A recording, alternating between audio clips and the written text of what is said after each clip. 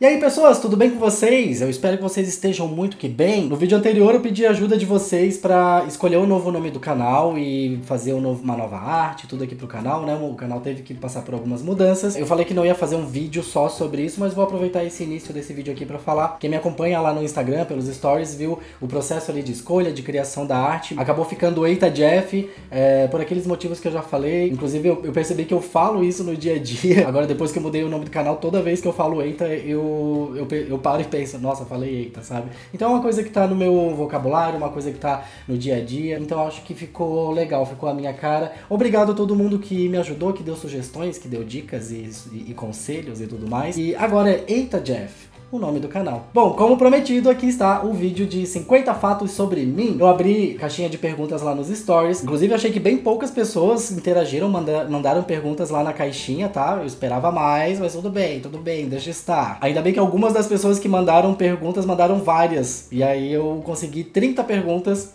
lá na caixinha e outras 20 que eu coloquei. E foi bom até porque eu colocar algumas histórias minhas que vocês nunca iam perguntar, né? Porque são histórias que aconteceram comigo e vocês não teriam como saber, então eu vou ter a oportunidade de contar algumas dessas histórias mirabolantes aqui pra vocês. Como, por exemplo, você sabia que eu já levei um tiro? Ih, essas e outras a gente acompanha daqui a pouquinho, então deixa o seu like, se inscreve no canal, deixa comentários e me segue lá no Insta também, beleza? E a próxima vez que eu abrir caixinhas de pergunta, responde, manda suas perguntas, porque eu quero fazer cada vez mais conteúdos interativos aqui com vocês. Eu gosto que vocês participem dos vídeos comigo e até tô pensando em outras ideias de vídeos que eu posso trazer pra vocês interagirem, mandarem coisas pra gente criar esse conteúdo juntos, beleza?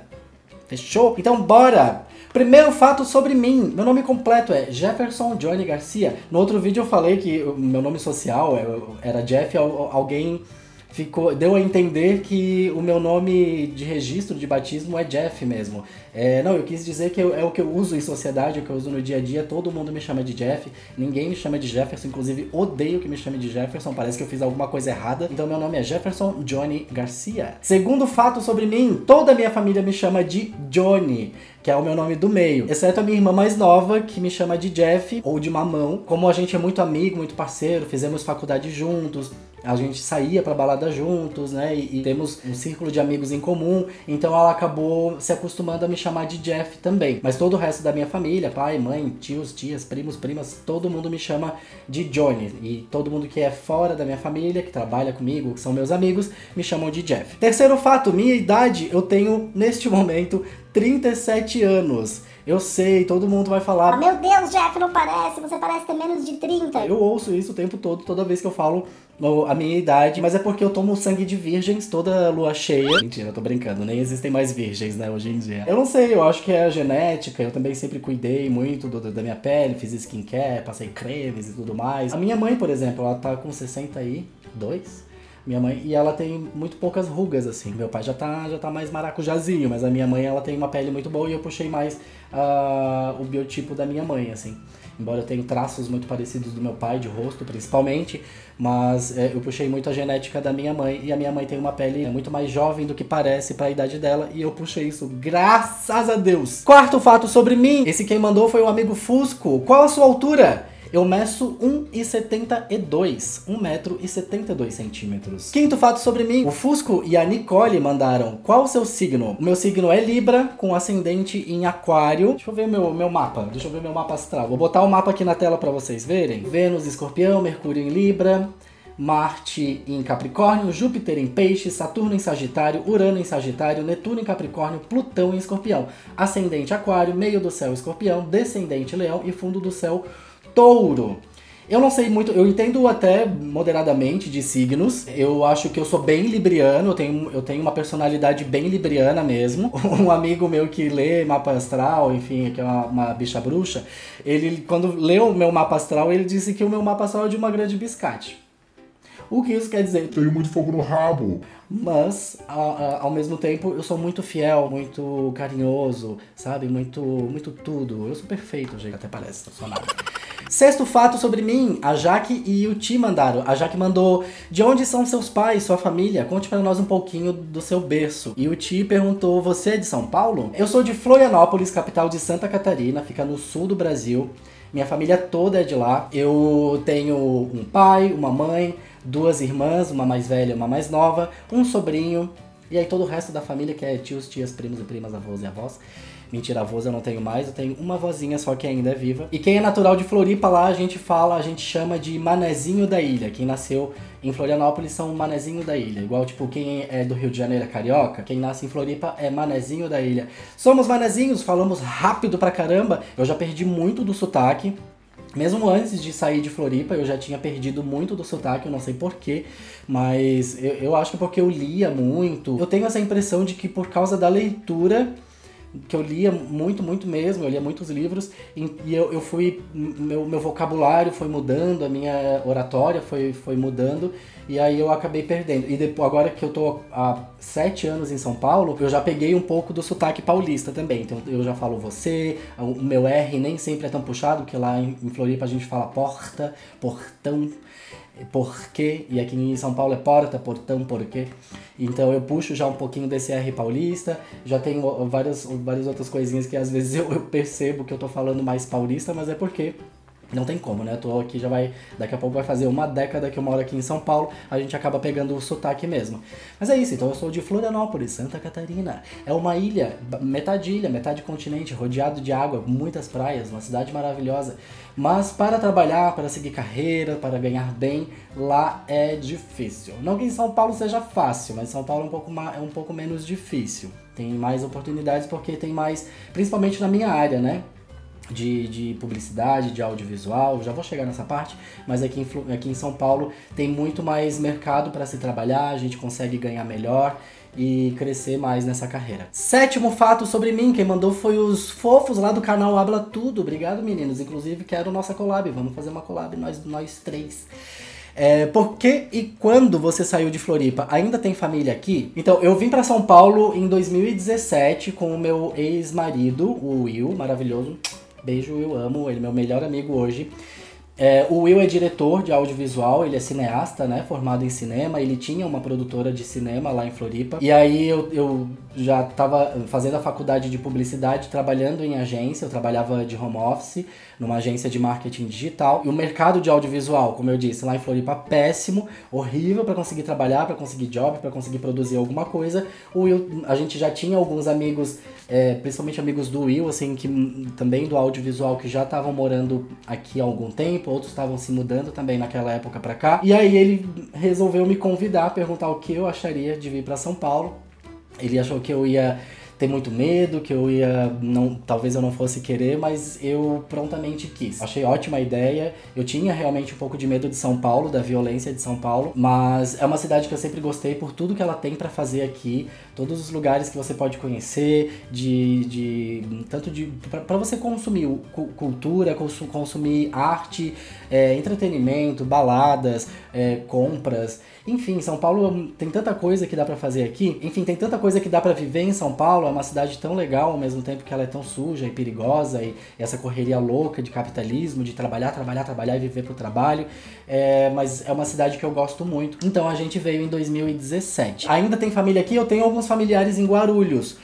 2 irmãos da minha mãe, 2 tios meus, vieram muito jovens pra São Paulo pra também tentar uma vida melhor aqui. Eles eram muito pobres, fizeram família aqui. Um deles faleceu esse ano, ou ano passado, acho que foi ano passado, e o outro voltou já pra Floripa, bem velhinho já, senhorzinho, o tio Edson, voltou pra Floripa, tá morando lá perto da casa dos meus pais. Eu tenho uma tia, tenho algumas primas que moram em Guarulhos, que é uma cidade aqui pertinho do lado de São Paulo, né? Onde fica o aeroporto internacional aqui. Então eu tenho alguns familiares aqui, só que não são muito próximos, não são pessoas que eu costumo conversar muito, nem visitar. Então são pessoas que eu não vejo muito, mas são familiares sim. 8º fato, o Edu perguntou qual o seu animal favorito. Eu gosto muito de cachorro e de gato. Na casa dos meus pais, quando a gente se mudou pra casa, porque a gente no início da minha infância, a gente morou em apartamento, daí a gente não podia ter animal de estimação. Depois, no ano 2000, a gente se mudou pra uma casa, e aí a gente começou a ter cachorrinhos. A minha mãe teve uma gata também, mas eu não era muito apegada a essa gata.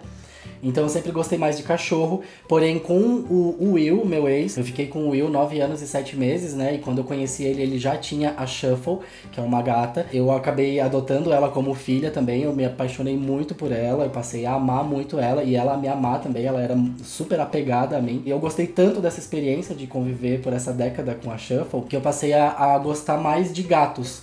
Por eles serem mais tranquilos, dependerem menos da gente, né? O cachorrinho, você precisa dar atenção o tempo todo, ele fica pedindo, ele sobe em você, e aí nem sempre você tá afim de dar essa atenção pra ele, mas, né, se você se propõe a ter esse animalzinho em casa, você precisa dar, né, atenção, precisa dar o amor pra ele também não ficar triste e tudo mais.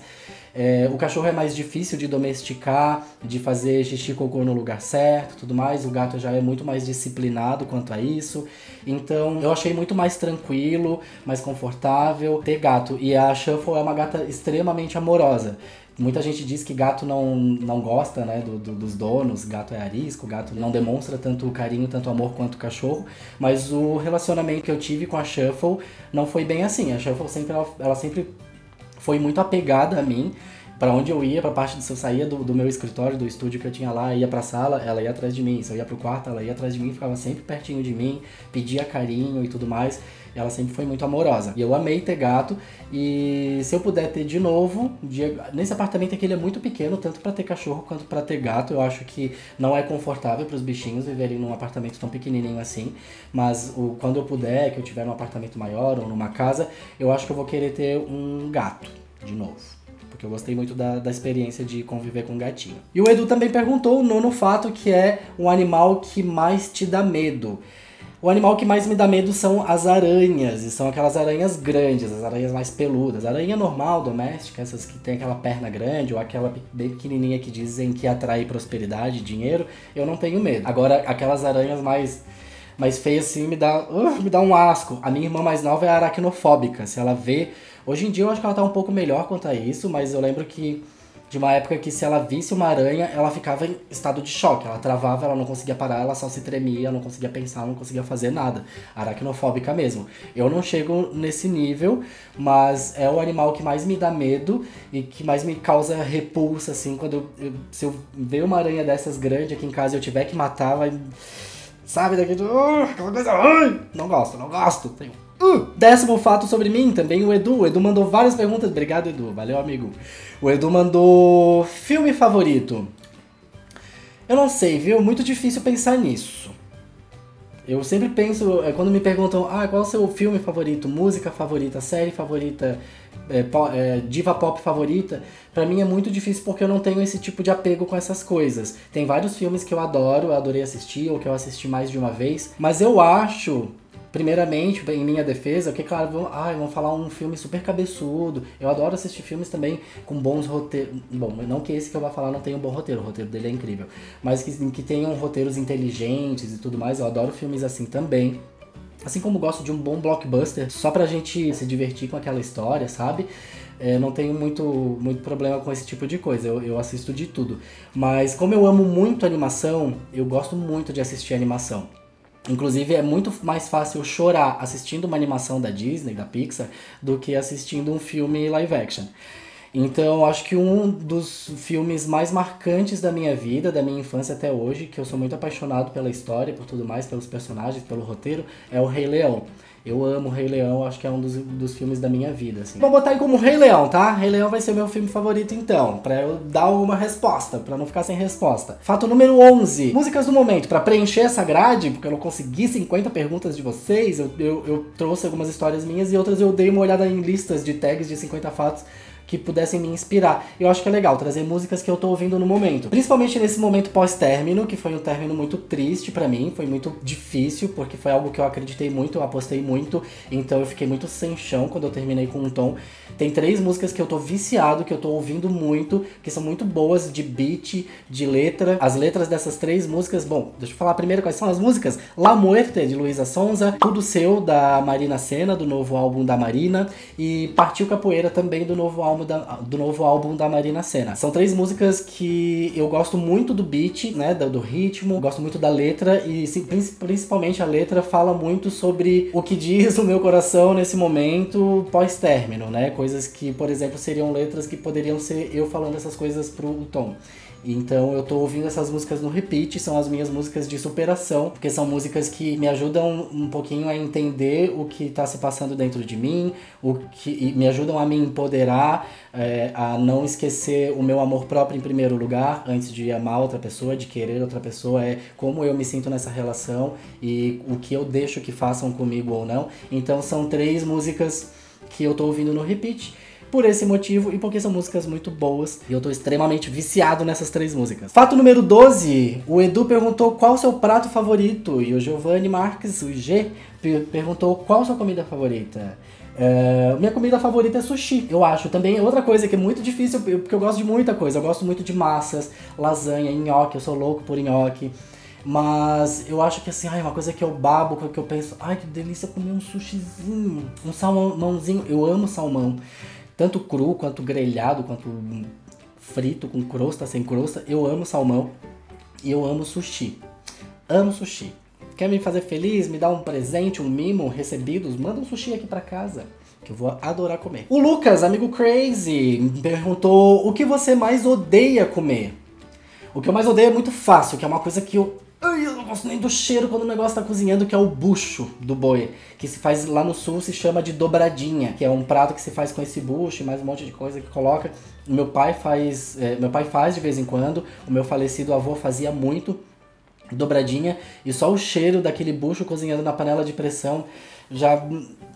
não me desce legal, eu não gosto do sabor, eu não gosto da textura, é algo que eu não consigo comer muito. Mas eu adoro experimentar, eu não sou nem um pouco chato pra comida, eu como de tudo, e eu adoro experimentar coisas diferentes, inclusive coisas estranhas. Eu já comi rã, por exemplo, eu já comi ouriço, então eu sou muito curioso, eu adoro ir no restaurante. Uma vez eu lembro que eu fui num restaurante africano aqui em São Paulo, que os pratos são basicamente à base de banana, galinha. Tomei lá onde eu também experimentei um drink à base de hibisco, muito gostoso. Então eu adoro ir nesses lugares diferentes, assim, que servem uma comida que eu não conheço, que eu nunca vi antes, ou de comer alguma espécie que não é muito comum, tipo a rã e o ouriço, que eu me lembro agora, deixa eu ver se tem alguma outra espécie. Não me lembro de mais nada agora. Mas eu não sou muito chato, só que o bucho me pega de um jeito assim que... Não consigo, bem difícil. 14º fato sobre mim, eu adoro cozinhar, e eu cozinho bem. Eu não gosto de cozinhar todo dia, pro dia a dia, porque a gente corre, né, trabalha, faz um monte de coisa, e ainda tem que cozinhar. Mas faço aquele arroz com feijão, um macarrãozinho com carne moída, aquelas coisas do dia a dia. Mas eu gosto mesmo, às vezes, de parar e fazer, hoje eu vou fazer um nhoque, sabe? Vou abrir uma massa, hoje eu vou fazer um fricassê, vou fazer uma lasanha, sabe? Eu adoro fazer essas coisas, adoro fazer coisas no forno. Nesse apartamento que a gente tá morando, a cozinha é pequena, não tem muito espaço, a gente não tem espaço aqui pra pôr um forno. É uma das coisas que eu mais sinto falta aqui nesse apartamento, porque eu adoro fazer carne, adoro fazer bolo, pão, adoro fazer essas massas assadas, tipo lasanha, fricassê, e aqui eu não consigo fazer isso, só consigo fazer coisas de fogão mesmo. Eu adoro cozinhar, inclusive eu adoro cozinhar pro meu namorado, quando eu tenho um namorado. Eu gosto de entregar-lhe uma taça de vinho pra ele sentar e conversar comigo enquanto eu preparo um prato pra gente. É uma das coisas românticas que eu gosto de fazer. Fato número 15. O que não pode faltar na minha geladeira e na minha despensa? Claro, o básico, né, que a gente precisa pra sobreviver, arroz, feijão, essas coisas, mas assim, o que às vezes não é básico, é dispensável, mas que eu sentiria muita falta se não tivesse em casa. Aliás, sinto quando não tem, porque fazem parte das minhas rotinas diárias, que é café. A primeira coisa que eu faço quando eu acordo é passar um café. Depois do café que eu vou fazer qualquer outra coisa. Banana, aveia e iogurte, porque é a única coisa que eu como de manhã antes de ir trabalhar. Eu não sinto fome de manhã. Faz muito tempo que eu parei de comer pão. Eu gosto de fazer pão caseiro quando eu tenho forno, de vez em quando. Às vezes eu compro pão na padaria também, dá vontade. Eu gosto muito de pão, é muito gostoso. Só que como eu entrei numa dieta depois que acabou a pandemia, inclusive eu aprendi a fazer pão durante a pandemia. Na pandemia eu engordei uns 15 quilos. Eu malhava, né, fazia academia antes, porque eu fiquei realmente em casa certinho. Eu e o Will ficamos em casa, a gente não saía pra nada. Então quando acabou a pandemia, eu voltei pra academia, comecei a fazer dieta pra perder aqueles 15 quilos que eu tinha ganho. E aí eu praticamente aboli o pão da minha dieta, a gente parou de comprar ou de fazer pão. Então pão é uma coisa que eu não como. Então de manhã quando eu acordo, geralmente eu faço uma bananinha picada com aveia e iogurte. E mel também. Ou não, às vezes não ponho, só ponho o iogurte. E outra coisa que também não pode faltar é ovo. Como eu treino, eu malho, eu consumo muita proteína, tomo whey protein, claro, carne, né, brócolis, tem várias coisas que eu como que me suprem a proteína que eu preciso, mas eu acho que a minha principal fonte de proteína é ovo. Eu como muito ovo, como ovo cozido, como ovo frito. Às vezes eu, do nada, assim, eu acho, hoje eu comi pouca proteína, eu vou lá, cozinho 2 ovos e como esses 2 ovos. Então, uma coisa que sempre tem na geladeira é ovo. Fato número 16, o Bruno mandou uma qualidade e um defeito. Eu acho que uma qualidade é muito grande, que tem muito a ver com o meu signo de Libra, é a minha empatia e o meu senso de justiça. Eu tenho essa noção de que eu sou uma pessoa que eu me importo muito com os outros. Eu não gosto de chatear ninguém, eu tenho dificuldade de dizer não, não gosto, né, tenho medo de ofender. Eu sinto pena das pessoas quando eu vejo elas sofrendo por alguma coisa. E o meu senso de justiça também. Eu fico muito triste ou muito puto quando eu vejo alguma injustiça acontecendo com alguém. Então, às vezes eu tomo as dores da pessoa e vou defender, e, né, tomo um partido daquilo e tento ajudar. Ou quando a injustiça é comigo, eu fico muito brabo, eu fico revoltado, aí eu dou patada, aí eu fico brabo mesmo, eu brigo. Então eu acho que são 2 qualidades minhas, empatia e senso de justiça. E como é que ele perguntou? Um defeito... Eu sou muito impulsivo quando eu tô com raiva. Quando eu saio do sério, que alguma coisa... Ou eu me sinto feito de palhaço, ou eu, sabe, me sinto... Enfim, quando eu fico brabo, que alguém consegue me deixar brabo, eu fico muito impulsivo no que eu digo, então eu posso ofender a pessoa, posso ser muito duro com a pessoa nas palavras. Eu não sou violento de bater fisicamente, mas... com as palavras, sim, eu posso ser bem agressivo quando eu tô puto. Ou até de tomar atitudes, assim, tipo... Ai, tô revoltado com a empresa que eu tô trabalhando, aí do nada eu peço demissão, sabe? Tipo, foda-se, vou lá agora, quero sair daqui, saio e vou embora. Tchau, seus merda! Tchau! Chega! Então, às vezes, é bom acalmar um pouquinho, respirar, pensar, não falar naquela hora. É uma coisa que eu trabalho muito, de quando eu tô brabo... não falar nada naquele momento pra pessoa que me deixou chateado e tal, pra eu me acalmar, pra eu depois poder conversar de uma forma mais decente, né? De uma forma mais educada, resolver, pensar melhor na atitude que eu vou tomar, no que eu vou fazer em relação a respeito daquilo, porque no impulso a gente pode acabar fazendo merda e às vezes, de fato, eu faço. Então, muita impulsividade, esse é o meu defeito, muito impulsivo. Fato número 17, o Edu mandou também. Qual o seu personagem de Harry Potter favorito? Eu acho que é a Murta que Geme. Eu gosto muito desse personagem, eu lembro quando eu li a saga Harry Potter, né, os livros, e no livro eu já amava ela, quando eu vi ela no filme eu achei ela demais. Inclusive eu sinto falta de que ela só aparece na Câmara Secreta mesmo, né? Eu sinto falta que ela apareça mais vezes nos outros filmes. Eu queria que ela fosse uma personagem mais presente na saga Harry Potter, porque eu acho ela muito engraçada, assim, enfim, é um personagem que eu gosto muito. A Murta que Geme! O Edu também, o Edu mandou um monte de pergunta. Obrigado, Edu, salvou meu vídeo. O Edu perguntou, fato número 18, qual o seu personagem Disney favorito? Ai, meu personagem Disney é o Stitch. Lilo e Stitch é um filme da Disney, é um dos meus filmes favoritos também da Disney, que eu chorei muito com a primeira vez que eu vi. Faz tempo que eu não assisto esse filme, mas outras vezes que eu assisti eu também chorei, me emocionei muito. E eu amo demais esse personagem. Eu acho que o que eu mais gosto de todos os personagens da Disney é o Stitch. O Ti perguntou como você entrou na D-Studio. Deixei o currículo, né? Em 2020, então, quando eu cheguei em São Paulo, eu trabalhava numa agência de home office, uma agência lá de Floripa. Essa agência, eu era gerente de contas lá. Tinha, inclusive, uma das contas que eu cuidava, um dos clientes que eu cuidava, era aqui de São Paulo. E aí, quando eu vim pra cá, quando eu me mudei, eu conversei com o pessoal da agência, perguntei se tudo bem, eu continuar trabalhando com eles, morando em São Paulo. E aí eles disseram, nossa, ótimo, que daí você pode também ir lá visitar o nosso cliente lá de São Paulo pessoalmente, fazer reuniões lá e tal. E aí eu vim pra cá, continuei trabalhando nessa agência de home. Então eu fiquei ainda 3 anos nessa agência. E aí eu já tava cansado, tanto da publicidade, que meu foco sempre foi trabalhar com audiovisual, quanto de ficar de home office, porque eu não aguentava mais não ver gente. Eu tava morando em São Paulo e eu não conhecia ninguém novo. Os amigos que eu tinha eram os amigos do Will, do meu ex. Claro, são meus amigos também, me amam, eu amo eles e tal. Só que não eram meus amigos, né? Não eram pessoas que eu fiz amizade, que eu conheci.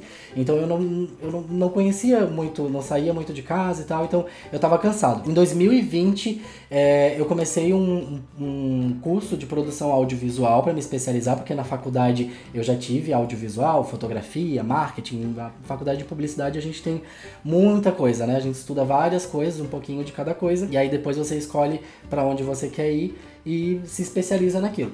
Então eu resolvi me especializar em produção audiovisual e eu foquei na Dia Studio. Eu queria trabalhar com audiovisual, mas assim, eu sempre tive isso de trabalhar com posicionamento, porque quando eu trabalhava na agência, eu tinha um cliente que eu cuidava, pelo menos, tinha 2, mas um era muito tóxico, que eram clientes assim, bolsonaristas, sabe? Um cliente muito meio preconceituoso e tal. E aquilo me intoxicava, eu ter que fazer reunião com aquele cara e pensar que eu estava usando o meu tempo, a minha força de trabalho, o meu conhecimento para ajudar aquele tipo de empresário a crescer, a ganhar dinheiro, a ter lucro. Então eu queria muito trabalhar com algo que tivesse propósito, né? De trabalhar com uma empresa que tivesse um bom propósito, alguma responsabilidade social. E então quando eu fiz o curso de produção audiovisual e fui procurar um emprego na área, eu não saí distribuindo currículo em várias produtoras. Eu foquei na Dia, porque a Dia tem esse posicionamento, né? Eu acompanho a Dia desde a criação dela, desde que o Rafa fundou ela. Então eu sempre admirei muito a Dia, os conteúdos, os criadores e principalmente o posicionamento da Dia. Então pra mim fez muito sentido eu trabalhar lá na Dia. E aí eu chamei o Rafa no LinkedIn, ele me passou um contato de e-mail lá pra eu conversar com a RH e tal, daí eu fui entrevistado, passei por algumas etapas de entrevista, de seleção, e aí eu consegui entrar na Dia em 2020. Primeiro como assistente de projetos, hoje eu sou produtor lá, então eu mudei de área, fui promovido e tal. Então eu tô na Dia há 3 anos já. E foi assim que eu consegui entrar na Dia. Fato de número 20, a minha formação. Então eu vou contar pra vocês. Eu tenho formação em comunicação social, com ênfase em publicidade e propaganda. A área da comunicação social abrange muitas coisas, né? Tem a publicidade, tem o cinema, tem o jornalismo, enfim, tem outras áreas. Então a gente acaba se formando como um comunicador social. Desde pequeno eu sempre gostei muito de ler e de escrever, então eu lia muitos livros, eu escrevi alguns também, nunca publiquei nada, né? Enfim, eu era uma criança, um pré-adolescente, então era ainda uma escrita muito imatura. Né, precisava desenvolver muito ainda. Depois eu parei de escrever, mas eu escrevia, lia, eu desenhava também, eu desenhava muito bem. A parede, as paredes e a porta do meu quarto lá na casa dos meus pais era tudo desenhado com personagens, Tasmania, enfim, vários personagens que eu gostava. Hoje em dia eu não tenho mais essa prática, eu mal consigo desenhar um boneco palito, porque eu não desenvolvi essas habilidades. Mas enfim, eu sempre também, além de ler literatura, ficção, eu gostava de ler muito sobre história geral do mundo. Então, sobre pré-história, Egito, civilizações em geral, religiões. Eu sempre fui muito interessado em aprender sobre religiões. Por muito tempo eu fiquei pensando, o que será que eu vou estudar? Que faculdade eu vou fazer, né? Será que eu faço letras? Mas o que eu vou fazer com letras? Eu já quis ser escritor. Mas aí eu pensava, nossa, é tão difícil conseguir ganhar a vida como escritor. Eu vou acabar tendo que dar aula, sabe? Ser professor, e pra mim não era o que eu queria, né? É uma profissão linda, infelizmente é uma profissão mega desvalorizada. E também por saber que é uma profissão mega desvalorizada, por ser algo que eu não tenho vontade de fazer, que é lecionar. Então eu acabei não fazendo letras. Daí eu pensei, será que eu faço história? Porque daí eu vou estudar toda essa história geral, né, do mundo e tal, história do Brasil e tal. E aí também ficava, assim, você é historiador? Eu não vou, ou vou dar aula? Não quero, não vou fazer história. E aí por muito tempo eu fiquei nessa, assim, eu não sabia, eu demorei até pra entrar na faculdade. Eu entrei na faculdade com 24, 26 eu acho. Porque quando eu conheci o Will é formado em cinema, né? E aí eu nem fazia ideia de que isso era uma realidade, era algo próximo, algo que eu poderia querer da minha vida, principalmente lá em Floripa. Até por eu ter nascido numa família de pouca instrução, meus pais têm muito baixa escolaridade, a gente acaba dentro da nossa bolha, a gente não sabe quais são as opções que a gente tem realmente. A gente conhece aquelas que são mais famosas, né? medicina, engenharia, essas coisas assim. E aí eu sabia de letras, história, sabia dessas mais básicas. Design gráfico, eu prestei vestibular para design gráfico uma vez, mas eu achei que eu fui tão mal na primeira prova que eu nem fui fazer a segunda. E aí quando eu conheci o Will, que eu disse, nossa, audiovisual, que legal. E aí eu comecei a ir pra set de gravação com ele, ajudava. Nem sabia, mas eu já tava fazendo trabalho de produtor, que eles me entregavam um cartão de crédito. A gente precisa comprar tal coisa, vai lá, compra pra gente. Daí eu lá desenrolava o BO pra eles. Já tava fazendo um trabalho de produtor ali sem saber, tava só ajudando. E aí eu comecei a gostar muito disso e quis fazer cinema. Daí eu falei pro Will, pronto, é isso, vou fazer cinema. Ele me ensinou, inclusive, a escrever em estrutura de roteiro de cinema. Eu escrevi um roteiro de curta-metragem que eu amo, que é o Franz. Tá registrado até na Biblioteca Nacional. Eu mandei pra edital pra ver se a gente conseguia a verba pra produzir, porque eu amo aquela história. E aí eu disse que eu queria fazer cinema e ele falou, ô querido, ô meu amado namorado, não faça isso com você mesmo, é tão difícil o mercado cinematográfico no Brasil. Nos Estados Unidos é um mercado amplo para trabalhar, tem emprego, tem dinheiro, sabe? É realmente uma indústria muito grande. No Brasil é muito difícil. São poucas as produtoras grandes que você consegue trabalhar e ganhar dinheiro, sabe? Tipo uma Globo Filmes, umas produtoras grandonas assim. Em geral, as pessoas que são formadas em cinema no Brasil ralam, ganham pouco, às vezes tem que sair da sua área e trabalhar com outra coisa, porque não tá dando pra se sustentar com o cinema.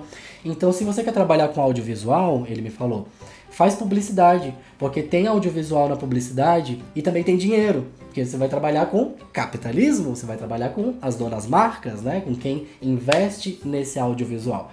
Então, e aí tem bastante mercado para trabalhar em agência e tudo mais. E aí eu acatei a sugestão, a dica dele, fiz publicidade e propaganda. E depois, daí, como eu já contei, fiz especialização em audiovisual. Hoje eu não trabalho mais com publicidade, trabalho com audiovisual.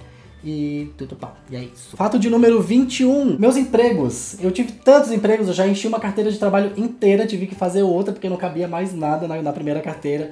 Eu até anotei aqui que eu fiquei tentando lembrar das principais, assim, mas o meu primeiro emprego, com 17 anos, eu tava quase fazendo 18, eu trabalhei no McDonald's, trabalhei por 1 ano e 7 meses, se eu não me engano. Entrei como atendente, depois eu fui promovido para instrutor, que é quem ensina os novos funcionários que chegam, como é que faz as coisas, né? Depois eu fui promovido para coordenador de qualidade, que é o gerente, que fica ali o gerente da cozinha, o gerente do balcão e tal, que é quem cuida da qualidade dos produtos. Eu amava porque eu abria a loja e aí eu tinha que experimentar tudo de manhã. Eu tinha que botar as carnes para assar lá nos plátens, espetar o pirômetro, né, que é aquela agulha que tem um termômetro, nas carnes para ver se a temperatura interna estava correta. Aí eu experimentava os molhos, experimentava os sorvetes, os milkshakes, eu tinha que experimentar tudo todo dia. Ai, que trabalho ruim! Pena que pagava muito pouco mesmo. Então meu primeiro emprego foi no McDonald's, depois eu fui pro telemarketing, eu trabalhei no 102 auxílio à lista. Muitos de vocês nem devem ter noção do que é isso, porque não existe mais. Antigamente, quando a gente queria saber o número, não existia... Antes de existir internet, né? Antes das pessoas terem computadores em casa para olhar no Google. Queria dizer, nossa, qual será o número do hospital tal? Ou, sei lá, de qualquer lugar. Você ligava 102, era de graça, dava pra ligar de orelhão, telefone público, e perguntava e a gente pesquisava e passava o número pra pessoa. Então eu trabalhei lá, trabalhei também em telemarketing ativo, vendendo cartão de crédito. Eu trabalhei como promotor de venda de cartões num supermercado lá em Floripa. Sabe quando você tá andando na loja e vem essas pessoas, oi, você quer fazer o cartão da loja? Eu já fui essa pessoa, já fiz isso. Eu já fui atendente de padaria por bem pouquinhos meses, foi uma das impulsividades que eu fiquei muito revoltado da forma como eu tava sendo tratado. Tudo bem, eles mereceram, mas eu mandei se f*** mesmo, eu mandei tomar no meio do olho do e fui embora. Eu fiquei, acho que 2 meses naquele lugar horrível. Tchau, seus merda! Já fui auxiliar administrativo em um escritório de advocacia que fazia defesas de multa de trânsito. Então as pessoas chegavam lá, eu fui multado injustamente. Daí a gente fazia as defesas. Como auxiliar eu pegava os processos que os advogados faziam e ia protocolar na JARI, que é a Junta Administrativa de Recursos de Infrações. Então eu trabalhei nesse escritório, eu trabalhava de terninho e tudo, sapato social, no calor de Floripa, o calor, e aquele sapato não respira, e eu sentia meu pé suado e aquela meia fina social escorregava dentro do sapato. Era o ó usar aquela roupa. Já fui vendedor de livraria, eu amava, porque eu amava ler, então foi um dos empregos que eu quis muito antes da faculdade. Eu sempre quis muito ser vendedor, porque era com a escolaridade que eu tinha, né, que era ensino médio, ser vendedor de lojas era o que pagava melhor, porque tem comissão e tal. E aí quando eu consegui entrar na Livraria Catarinense, que é do grupo Livrarias Curitiba, que era a maior rede que tinha lá em Floripa de livrarias, eu fiquei muito feliz. Eu trabalhei lá acho que mais de 2 anos, 3, acho que eu trabalhei mais de 3 ou até 4 anos. Trabalhei muito tempo lá e eu amava. Daí eu lia no tempo livre, que não tinha cliente na loja e tal, a gente podia ficar lendo o que tinha na loja, sentava no puffzinho e lia vários livros lá sem precisar comprar os livros. Já fui designer, antes da faculdade eu fiz alguns cursos, né? Eu fiz curso de design gráfico, então eu aprendi Photoshop, Illustrator, CorelDRAW. Illustrator não, na época era CorelDRAW que a gente aprendia. Aprendi Flash, que não existe mais, que era fazer animações e dava pra fazer sites. Dreamweaver, que era um aplicativo da Adobe, também da família do Photoshop ali, que era para construir sites. Eu aprendi a fazer sites em HTML, programação HTML. Então, logo depois desse curso, eu trabalhei por 1 ano, mais ou menos, também numa empresa de comunicação visual, que faz esses banners, outdoor, backlight, letra caixa que fica em cima com o nome da loja. Então eu desenhava, né? Fazia esses designs assim no Photoshop e no CorelDRAW. E fazia sites também, daí nessa empresa eu também fiz um ou outro site em HTML, eu fiz nessa época. Fato número 22, o Vinícius perguntou: vai vir pra Maceió quando? Ô meu filho, quando eu tiver dinheiro. Eu quero muito conhecer muitos lugares do Brasil e do mundo. Eu nunca botei o pé pra fora desse país. Conheço poucos estados brasileiros. Nunca tive muita condição financeira pra sair muito do lugar onde eu tava, assim. Mas dos lugares que eu quero... Maceió é um dos lugares que eu quero conhecer. Eu quero muito conhecer Norte, Nordeste. Muito, muito, muito. Mas assim, quando eu tiver tempo e dinheiro. Porque hoje em dia eu não consigo... Eu tô indo uma vez por ano visitar minha família no Natal. Porque eu trabalho bastante. Não consigo tirar, assim, tipo, uma semana inteira de folga com dinheiro pra poder viajar e pra... mal ver a minha família, que dirá pra ir qualquer outro lugar, né? Mas se Deus quiser, em breve tudo vai melhorar e eu vou conseguir fazer muitas viagens, inclusive daí vou vlogar todas essas viagens aqui pra vocês, beleza? Então, querido Vinícius, assim que eu puder ter o dinheiro da passagem, eu vou ficar aí na tua casa, que eu não vou pagar hotel não, vou ficar na tua casa. E aí você vai me mostrar os lugares legais aí de Maceió pra mim. Fato número 23, o Edu perguntou como foi se assumir. Eu acho que eu vou dar um resumo, porque esse vídeo aqui vai ficar bem grande e eu posso fazer um outro vídeo depois, futuramente, falando só sobre isso. Então, inclusive, se vocês querem saber, tem essa curiosidade, acha que é legal essa pauta, eu contar certinho como foi me assumir, escreve aqui nos comentários que eu conto tudo em detalhes num outro vídeo, tá bom? Mas assim, eu contei primeiro pra minha irmã mais nova, que era a minha maior amiga e parceira. Depois eu contei pra minha irmã mais velha, que também a gente sempre foi muito confidente. A minha irmã mais velha também engravidou muito cedo, com 17 anos. E eu fui a primeira pessoa pra quem ela contou e eu guardei esse segredo até ela resolver contar pros meus pais. Então as minhas irmãs guardaram esse segredo comigo também por um tempo, até eu ter coragem de contar pra minha mãe. Pra ela foi um choque. Ela ficou em estado de choque, assim, ela ficou triste e calada e chorosa por vários dias, mas não contou também pro meu pai.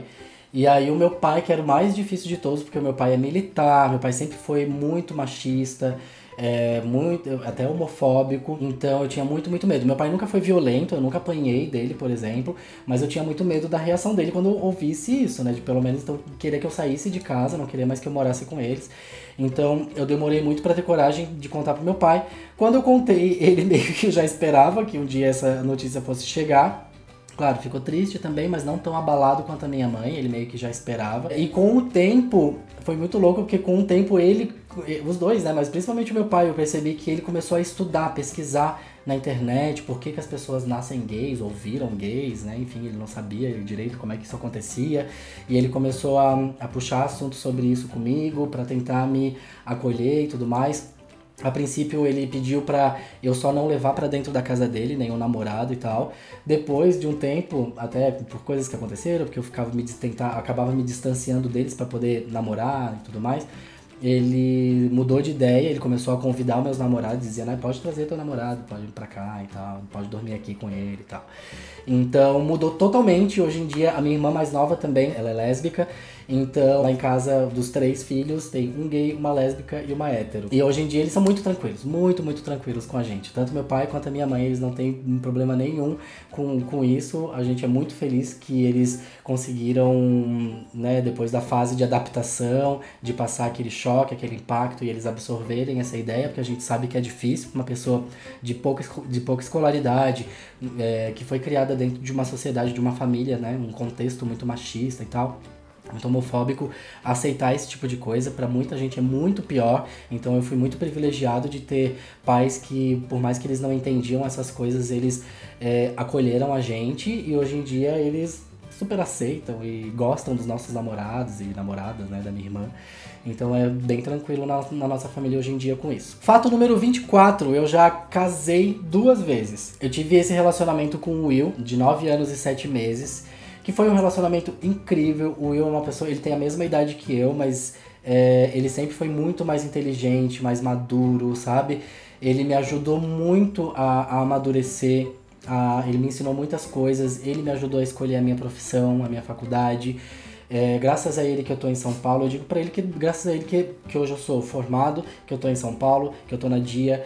Tudo que eu sou hoje é muito graças ao Will, assim. Eu tenho uma gratidão, eu sinto que eu tenho uma dívida enorme com ele, porque além de tudo isso, ele sempre me proporcionou também um relacionamento de muito respeito. Ele me respeitou muito, ele me deu muito carinho, muito amor, então foi incrível. A gente terminou porque, pelo desgaste, a gente sempre continuava sendo muito parceiro, muito amigo e tratando com muito carinho um ao outro, mas a gente não tinha mais o tesão de namorado, né? Não beijava muito, não transava mesmo, então era meses sem transar. E aí a gente percebeu esse desgaste, foi muito difícil tomar essa decisão. Eu demorei 3 anos, partiu de mim a decisão de terminar.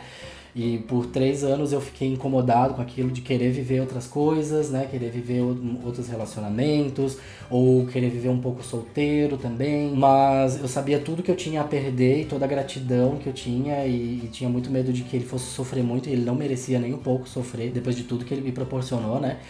Mas depois de 3 anos pensando nisso, conversava com ele de vez em quando, a gente tinha, né, pelo menos uma vez por ano a gente conversava sobre o nosso relacionamento, se a gente abria, não abria, terminava, não terminava, até que em março desse ano eu tomei essa decisão e aí terminei, e foi incrível. A gente terminou, eu achei que eu ia terminar e ia ter que sair de casa no mesmo dia, ir pra casa de alguma amiga até arrumar um apartamento pra eu morar. E aí ele disse, não, você não vai sair correndo aqui, calma, eu vou te ajudar a escolher um bom apartamento pra você, vou te ajudar com a tua mudança, pode ficar aqui. Então fiquei morando mais 15 dias com ele, dormindo na mesma cama e tudo. E o que foi muito bom, porque a gente teve durante esses 15 dias tempo pra conversar todo dia um pouquinho, chorar um pouquinho todo dia. A gente contou coisas sobre a nossa vida que a gente nunca tinha contado um pro outro ao longo desses 15 dias. Foi muito legal, foi muito bonito o nosso término, sabe? E hoje a gente é super amigo, eu converso com ele, não todo dia, mas algumas vezes por semana, de vez em quando eu vou lá na casa dele, né, visito ele, visito a Shuffle, que é a nossa gatinha, né, que mora com ele, enfim, já era dele antes, mas eu tenho como se fosse minha filha também. Às vezes ele vem aqui, a gente sai junto pra rolê, ele também é amigo dos meus amigos, a gente vai pros mesmos rolês, sai junto pra balada. Hoje ele tá também ficando, quase namorando com um boy dele lá, e eu também, eu conheço, gosto do cara. Então a gente não tem problema nenhum, né? Ele conheceu o Tom também, ele tem me aconselhado também, sido um ombro amigo nesse processo de término com o Tom. Então foi incrível. E antes do Will, eu fiquei também casado por 4 anos, morei junto, né? Por 4 anos com um outro cara. Esse eu não vou nem nomear porque foi péssimo o relacionamento. Foi um relacionamento de muitas mentiras. Ele mentia muito pra mim. Ele me traía muito, muito, muito, muito. Ele, tipo, dizia que ia pra faculdade e ia transar com outras pessoas. Ele às vezes faltava trabalho, ou eu saía pra trabalhar e ele ficava em casa, daí eu dizia, não vai trabalhar hoje? Ele, hoje eu não tenho, hoje eu entro mais tarde, mas era pra transar. E até que ele pegou uma doença, uma DST, a pior de todas, a mais temida de todas, né? Aquela que não tem cura. E graças a Deus ele não me passou, a gente fez exames, depois eu continuei, fiz vários testes depois disso e sempre deu negativo, graças a Deus. E aí eu fui buscar na época, era MSN que se usava, né? O aplicativo de bate-papo. Eu sabia catar as conversas do MSN lá no log, no HD, sabe? Na memória do computador, nas profundezas das pastas, você conseguia puxar as conversas que tinha que eram feitas naquele computador através desse aplicativo. E aí eu achei um monte de conversa dele, né? Com outros caras, combinando de ir pra orgia, várias coisas assim. Então foi um relacionamento que me traumatizou muito e que foi muito ruim pra mim. Fiquei 4 anos nessa, né? Eu já tinha até, antes de descobrir da DST e tudo mais, eu já tinha descoberto traição, e aí ele, ai não, mas foi uma bobagem, eu te amo, nunca mais vou fazer isso, daí perdoei. Aí perdoei uma segunda vez, aí na terceira eu descobri, aí veio a doença e tudo mais, aí eu, ai não dá, você não vai mudar, não é isso, eu tava me apagando também por ele já, de não sentir o meu amor próprio, me sentir feio, sentir como se eu terminasse, quando eu terminasse com ele, ninguém mais ia querer olhar pra mim, ninguém mais ia querer ficar comigo, eu não sabia mais flertar, e eram só 4 anos, eu não sabia mais flertar, eu não sabia mais como fazia pra conhecer pessoas novas. Uma grande bobagem, gente, isso não existe, a gente sabe sim, a gente reaprende. Eu lembro quando eu fiquei solteiro já não existia, já não era mais MSN, quando eu terminei com ele finalmente, as pessoas, ainda existia o MSN, mas não era o que a galera tava usando, já era Skype. A galera tava usando muito jovens pra se conhecer e tudo mais, namorar virtualmente. Depois que eu conheci o Will, daí pararam de usar Skype, surgiu o Tinder. Então eu nunca tinha usado o Tinder, por exemplo. Então a gente tem que se atualizar das novas tecnologias. Depois que eu terminei com o Will, eu usei o Tinder, por exemplo. Depois que eu terminei, você, cuida da sua aparência, do seu amor próprio, da sua autoestima. Vai pra balada, vai pro barzinho, vai pra onde você gosta de ir. Curte com seus amigos, sabe? Com as pessoas que te amam, que te apoiam. Que você sempre vai conseguir alguém que vai ser melhor que o anterior, que vai te respeitar mais que o anterior, que vai te amar mais. Assim, eu não sei se eu vou conseguir alguém que me ame e me respeite tanto quanto o Will, mas quem sabe, né? Não vou perder esse foco. Claro, existe muita gente legal no mundo, muita gente que eu acho que tem potencial pra ser meu namorado, que vai me amar. Eu gosto muito de me relacionar. Quando eu terminei com o Will, eu quis ficar 1 ano solteiro, eu botei essa meta. Como eu fiquei 10 anos casado, eu botei uma meta de ficar pelo menos 1 ano solteiro. 3 meses depois eu conheci o Tom, me apaixonei e comecei a namorar com ele. Entre aquele primeiro de 4 anos e o Will, de quase 10, eu fiquei 1 mês solteiro. Então, e eu também não tinha esse foco de preciso de um namorado, não é assim, eu saía, tava no Grindr, tava, enfim, conhecendo e aproveitando solteiro. E aí conheci o Will, que foi um cara incrível, que me tratava muito bem, tudo mais, me apaixonei por ele e comecei a namorar. 1 mês depois já tava praticamente morando na casa dele. E agora de novo, daí dessa vez sim eu coloquei essa meta, 1 ano solteiro, 3 meses depois conheci o Tom, comecei a namorar, mas também o Tom foi uma tentativa de namoro, né? O Tom durou 5 meses, então nem dá pra... É o tempo que a gente deveria estar se conhecendo ainda, nem deveria estar considerando namoro, mas enfim, eu fui precipitado nesse relacionamento. Mas é isso, depois que a gente sai de um relacionamento, ou se você tá num relacionamento, aproveitando pra dar uma dica amorosa, se você tá num relacionamento que não te satisfaz mais, seja com uma pessoa que é boa pra você, que você gosta, mas que já não tem mais aquele fogo de casal, você tá sentindo falta disso, de viver outras coisas, tá tudo bem. Tenta, né, conversar da melhor forma possível pra pessoa entender, vai viver a tua vida. Não precisa cortar laços com essa pessoa, se essa pessoa conseguir entender, né, os teus motivos, conseguir respeitar que você mudou e que você precisa agora viver essas novas coisas, vai ser tipo eu e o Will, que hoje somos muito amigos. Se você tá num relacionamento que é ruim, que te trai, que te trata mal, que faz você se sentir feio, aquele lá ex, ele fazia eu me sentir feio, ele era tóxico, ele falava coisas quando eu engordava um pouco, e ele me falava que ele não ia ficar comigo se eu ficasse gordo, não sei o que, essas coisas assim, sabe? Então se você tá com uma pessoa que te coloca pra baixo, não fica com essa pessoa.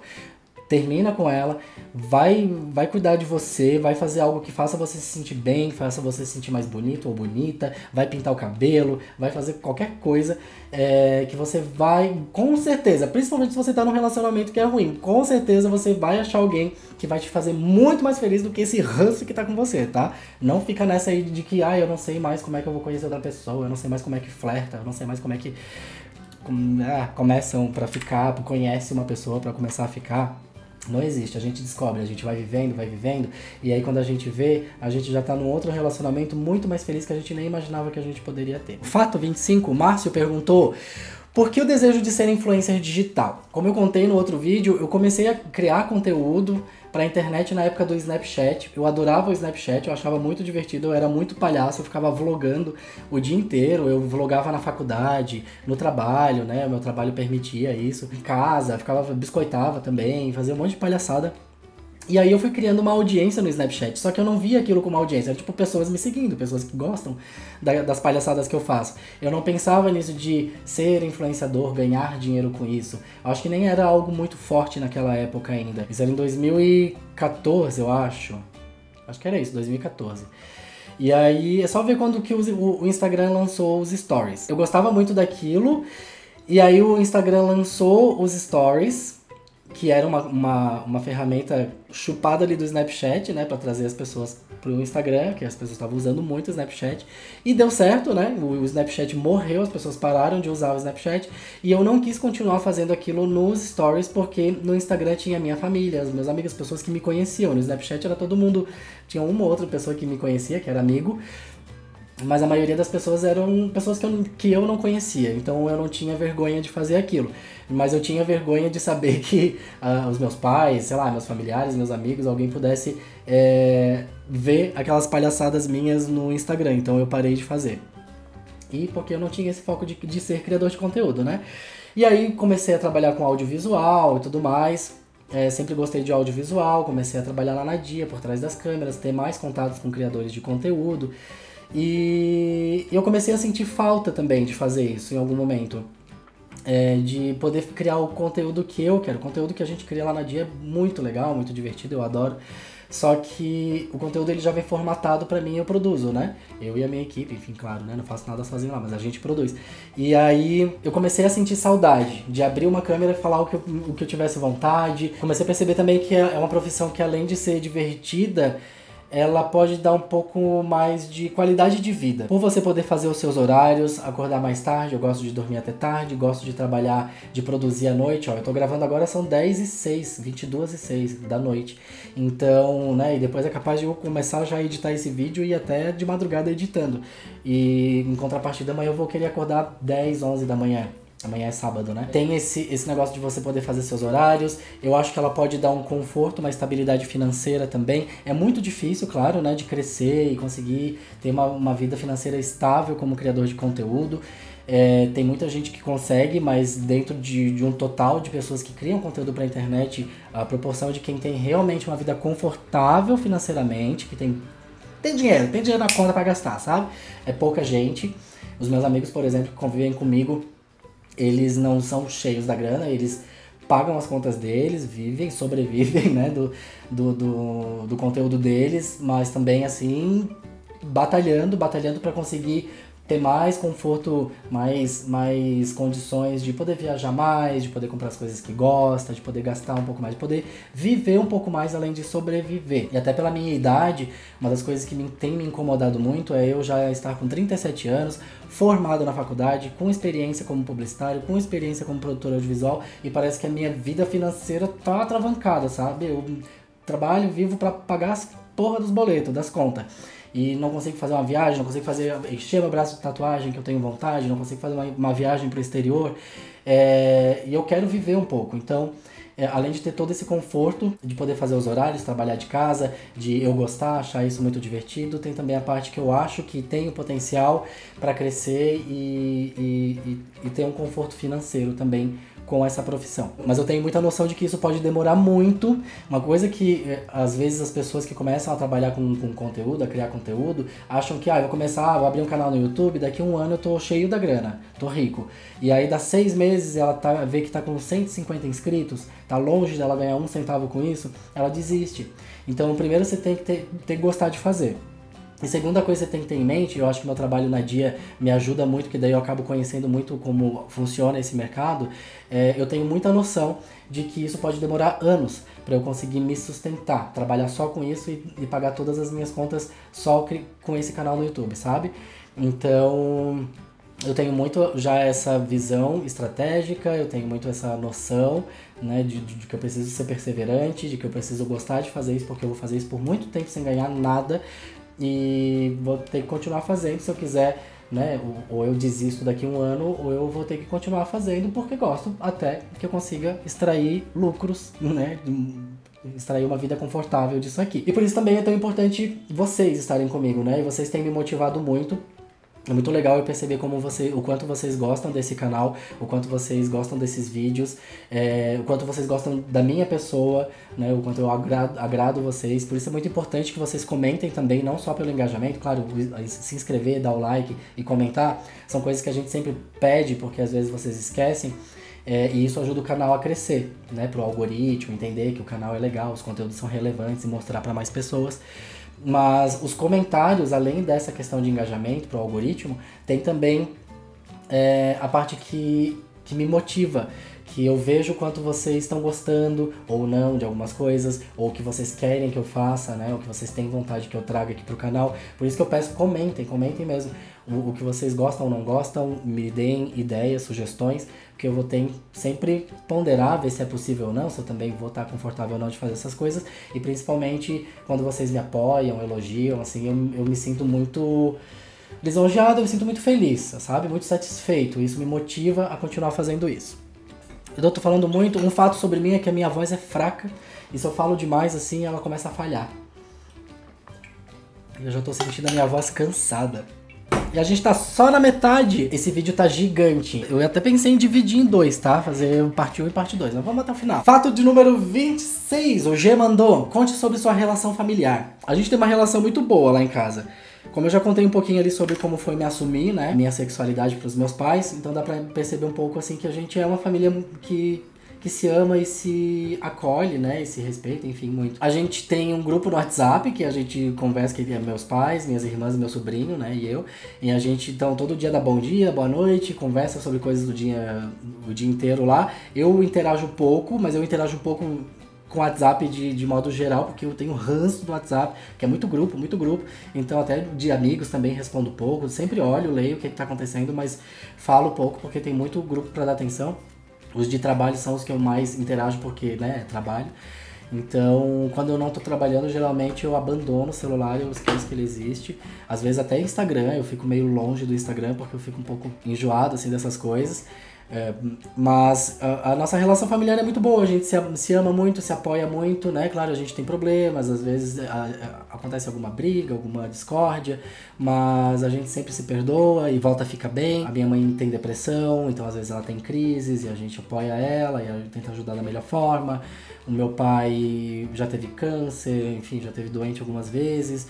E, enfim, a gente tem, quando alguém tá, tipo, sem grana e a gente se ajuda, alguém tá com algum problema emocional, qualquer coisa assim, a gente se apoia, tenta se ajudar sempre. Eu acho que eu sou muito também privilegiado e abençoado por ter nascido nessa família. É uma das coisas que eu agradeço nas minhas orações, que é ter nascido na família que eu nasci, porque é uma família humilde, é uma família de pouca instrução, mas é uma família que se ama muito, se ajuda muito, se apoia muito.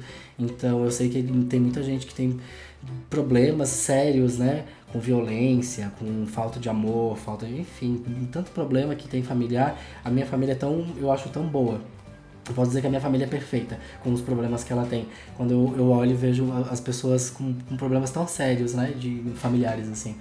Minha relação com a minha família é muito boa. Fato de número 27, a Jaque perguntou, você tem livros preferidos? Quais são? Eu tenho... O livro mais importante que eu já li foi o 1984, do George Orwell.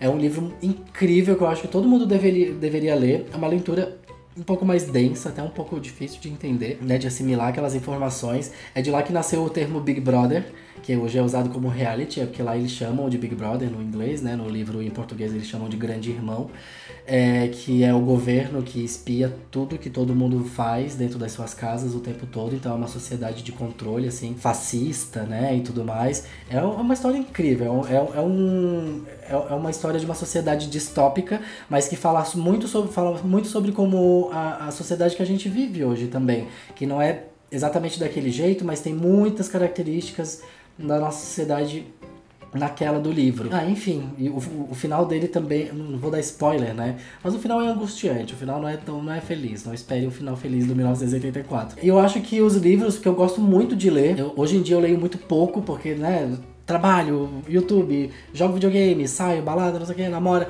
Então eu acabo gastando todo o meu tempo e não paro um pouquinho pra ler. Eu deveria fazer isso, porque eu gosto de ler e nunca mais eu li um livro. Mas eu lia muito, muito, muito antes. Eu lia muita literatura e as literaturas, né, as ficções são sempre com finais felizes. Mas os livros que mais me marcaram não têm finais felizes, que é esse, 1984, e o Diário de Anne Frank. Que quando chegou na última página do livro, que é uma nota editorial, porque ele não tem fim, né, porque a Anne Frank fala... Vou dar um spoiler, se você tá lendo Anne Frank, pula 20 segundos desse vídeo pra frente. Ela morre, e aí é um diário mesmo, que ela escreve no dia a dia dela. Então, depois que ela morre, ela para o diário do nada, e aí tem uma nota editorial ali falando sobre como foi o final dela, né? De como ela morreu, que ela acabou indo pro campo de concentração e tal. E aí eu chorei, porque eu fiquei muito chocado. Eu não sabia ainda da história completa da Anne, eu não sabia. Eu lendo aquele livro, eu jurava que ela ia... No final ela ia se salvar, que ela não ia morrer, não ia pro campo de concentração, porque eles estavam escondidos, né? Ela e a família dela estavam num esconderijo. E aí pra mim foi um choque muito grande. Então acho que vou botar aí 2 livros já aqui. O 1984, do George Orwell, e o Diário de Anne Frank, por Anne Frank. Número 28, essa foi eu mesmo que trouxe. Pra vocês saberem, eu sou extremamente vaidoso, eu sou muito preocupado com a minha aparência. Eu sou muito chato com o meu cabelo. Então é detalhezinhos quando eu corto, assim, que tipo, esse lado ficou meio assim, eu gosto assado. E todo mundo olha, Jeff, teu cabelo tá ótimo, mas não, meu cabelo tá ruim, eu tô me sentindo feio. Eu faço muito skincare, eu cuido muito da minha pele, hidrato, eu passo hidratantes, inclusive aqui na minha mesinha, que é uma mesinha que tá no meu quarto, é a minha mesinha de escritório, eu tenho meus bons cremes aqui, ó, creme pra cabelo. A maioria das minhas coisas não tá aqui na mesa, tá lá na gaveta, mas eu tenho creme pra corpo, creme pra cabelo, creme pro rosto, creme pro pé, creme pra mão. Eu uso muitos produtos e é isso, eu sou muito vaidoso. Eu sou muito preocupado com a minha aparência, assim. O que também é uma característica muito libriana, né? Por isso que eu digo que a minha personalidade é muito libriana. Fato de número 29, que tem a ver com o fato de número 28. Quanto tempo eu levo pra me arrumar? Por ser muito vaidoso, eu preciso de um certo tempo pra me arrumar. Pra eu me arrumar assim, ó, num tempo tranquilo, que não é correndo, mas também não é demorado com tempo, eu preciso de 1h30. Pra eu tomar um banho, mais ou menos rápido, me arrumar e tudo mais, fica pronto, agora estou bem, estou preparado para sair, ir pro rolê, eu preciso de 1h30, pelo menos. Fato de número 30. Eu costumo me maquiar pra sair. E, inclusive, pra gravar vídeos, eu estou maquiado agora. Pra melhorar um pouco a tonalidade da pele, a gente esconder umas manchinhas, umas acnes, não sei o que. Então eu passo uma base, eu dou uma retocadinha na minha sobrancelha, que eu acho que ela é muito ralinha, meio falhada. Então eu passo um lapisinho na sobrancelha, eu passo um pouquinho de blush aqui pra ficar mais rosadinho, mais coradinho. Eu gosto de fazer uma pele pra ficar mais bonito pra sair. Pra me sentir mais bonito, pra melhorar minha autoestima. Fato 31. Nasceu um dente a mais na minha boca e eu tive que extrair e usar aparelho. Esse dente aqui, ó, que ele é meio tortinho, ele nasceu aqui em cima e nasceu outro no lugar exato, né? Onde ele tá agora. Então, eu não lembro mais quantos dentes as pessoas costumam ter. Sei lá, 26, 24 dentes. Então eu nasci com 25. Não nasci, né? Esses dentes nasceram depois de mim. Nasceu esse dente a mais, ele ficava aqui em cima. Eu tinha muita vergonha, né, de sorrir e tudo mais por muito tempo. Demorei muito pra fazer isso. Meus pais não tinham condições de me pagar um tratamento ortodôntico, que na época era muito caro. Então eu fui fazer isso quando, em 2014, eu acho que eu botei aparelho. Eu já era um jovem adulto. Eu tinha meus 22, 23 anos quando eu botei aparelho. Aí eu tive que extrair o dente de baixo pra empurrar o que nasceu em cima pro lugar.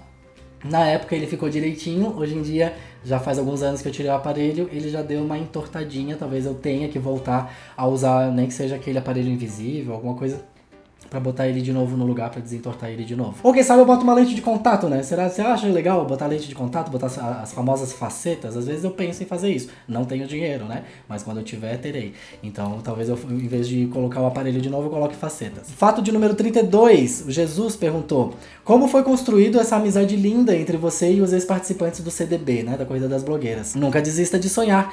Nunca deixarei, querido. Eu sou um sonhador nato. Às vezes eu fico desanimado. Eu choro em posição fetal, mas depois eu levanto, ergo a cabeça e sigo em frente. Não vou deixar de sonhar jamais. Como foi construída essa amizade? Desde a terceira temporada que eu trabalho na produção do Corrida, eu fico na função de cuidar deles lá no lounge pra eles não conversarem. Que quando não tá gravando, eles não podem conversar entre si, pra não criar nenhuma briga ou alguma amizade ou algum fato que depois perca o contexto na frente das câmeras e o público não entenda de onde que veio aquilo, né?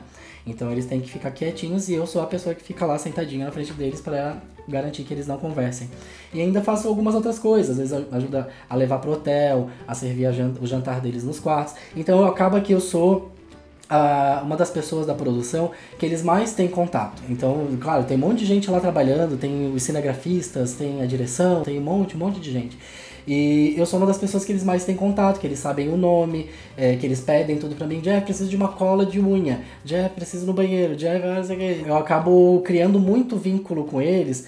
E tanto que quando eles, depois que acabam as gravações, né, e tudo mais, muitos deles vêm me seguir no Instagram e tal. Começou, acho que, com a Luna, da terceira temporada. Eu peguei bastante amizade com a Luna. Inclusive eu trabalhei com a Luna na batalha de challenges, junto com o Eric também, né, que hoje mora comigo.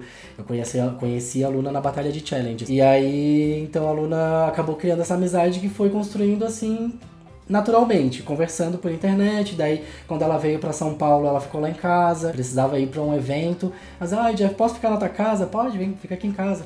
E eu e o Will, né, na época eu era casado ainda com o Will, a gente sempre foi, desde que a gente veio, até em Floripa também, a gente sempre foi de receber todo mundo do Brasil inteiro, amigos, né, do Brasil inteiro, até de fora do Brasil, quando iam pra Floripa, pra turistar, pra passear, a gente oferecia pra ficar lá em casa. A gente sempre gostou de receber as pessoas lá em casa e levar pros lugares que a gente gosta, da cidade. E aqui em São Paulo a gente continuou com isso. Então a gente sempre recebeu nossos amigos e os amigos do Corrida não foi diferente. Então quando a Luna dizia, eu tenho um evento, eu não tenho dinheiro pra pagar o hotel, fica aqui em casa, mulher, não precisa gastar com hotel. Depois foi a Lid quis se mudar pra São Paulo, depois que ela ganhou a corrida, e aí ela conversou comigo pra eu tentar ajudar ela a achar apartamento primeiro, pra eu indicar lugares que são bons aqui pra morar, que não seja muito caro e tal. Então eu dei as dicas pra ela. Aí quando ela veio se mudar, ela ficou lá em casa uma semana, acho que até mais, umas 2 semanas. Ela e o Daniel ficaram lá em casa, até eles conseguirem realmente fechar o contrato, fazer a mudança deles e tal. Ela ficou lá em casa, então a gente já criou uma amizade bem legal a partir dali. O Eric é a mesma coisa.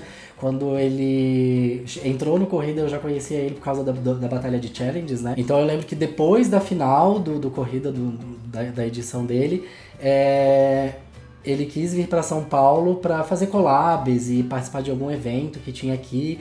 E aí eu disse, pode ficar aqui em casa, né? De novo, como eu faço com todos os amigos, pode ficar aqui em casa, fica aqui em casa. E aí ele passou, acho que quase um mês lá em casa, ele ficou muito tempo lá em casa. E foi muito legal conviver com ele aqueles dias. O Eric é uma pessoa muito divertida, muito organizado, sabe? Então eu gostei de conviver com ele aquele um mês lá. A gente pegou muita amizade, estreitou muito a nossa amizade naquele mês que ele passou lá na casa minha e do Will.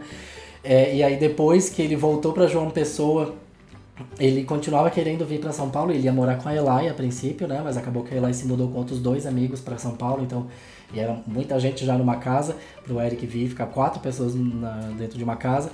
Então o Eric falou, eu queria ir pra São Paulo, mas agora como é que eu vou fazer? E eu tô angustiado porque eu tô sentindo falta daí, aí tem tanta coisa pra fazer, tanto lugar, ainda mais como criador de conteúdo, tanto evento acontecendo.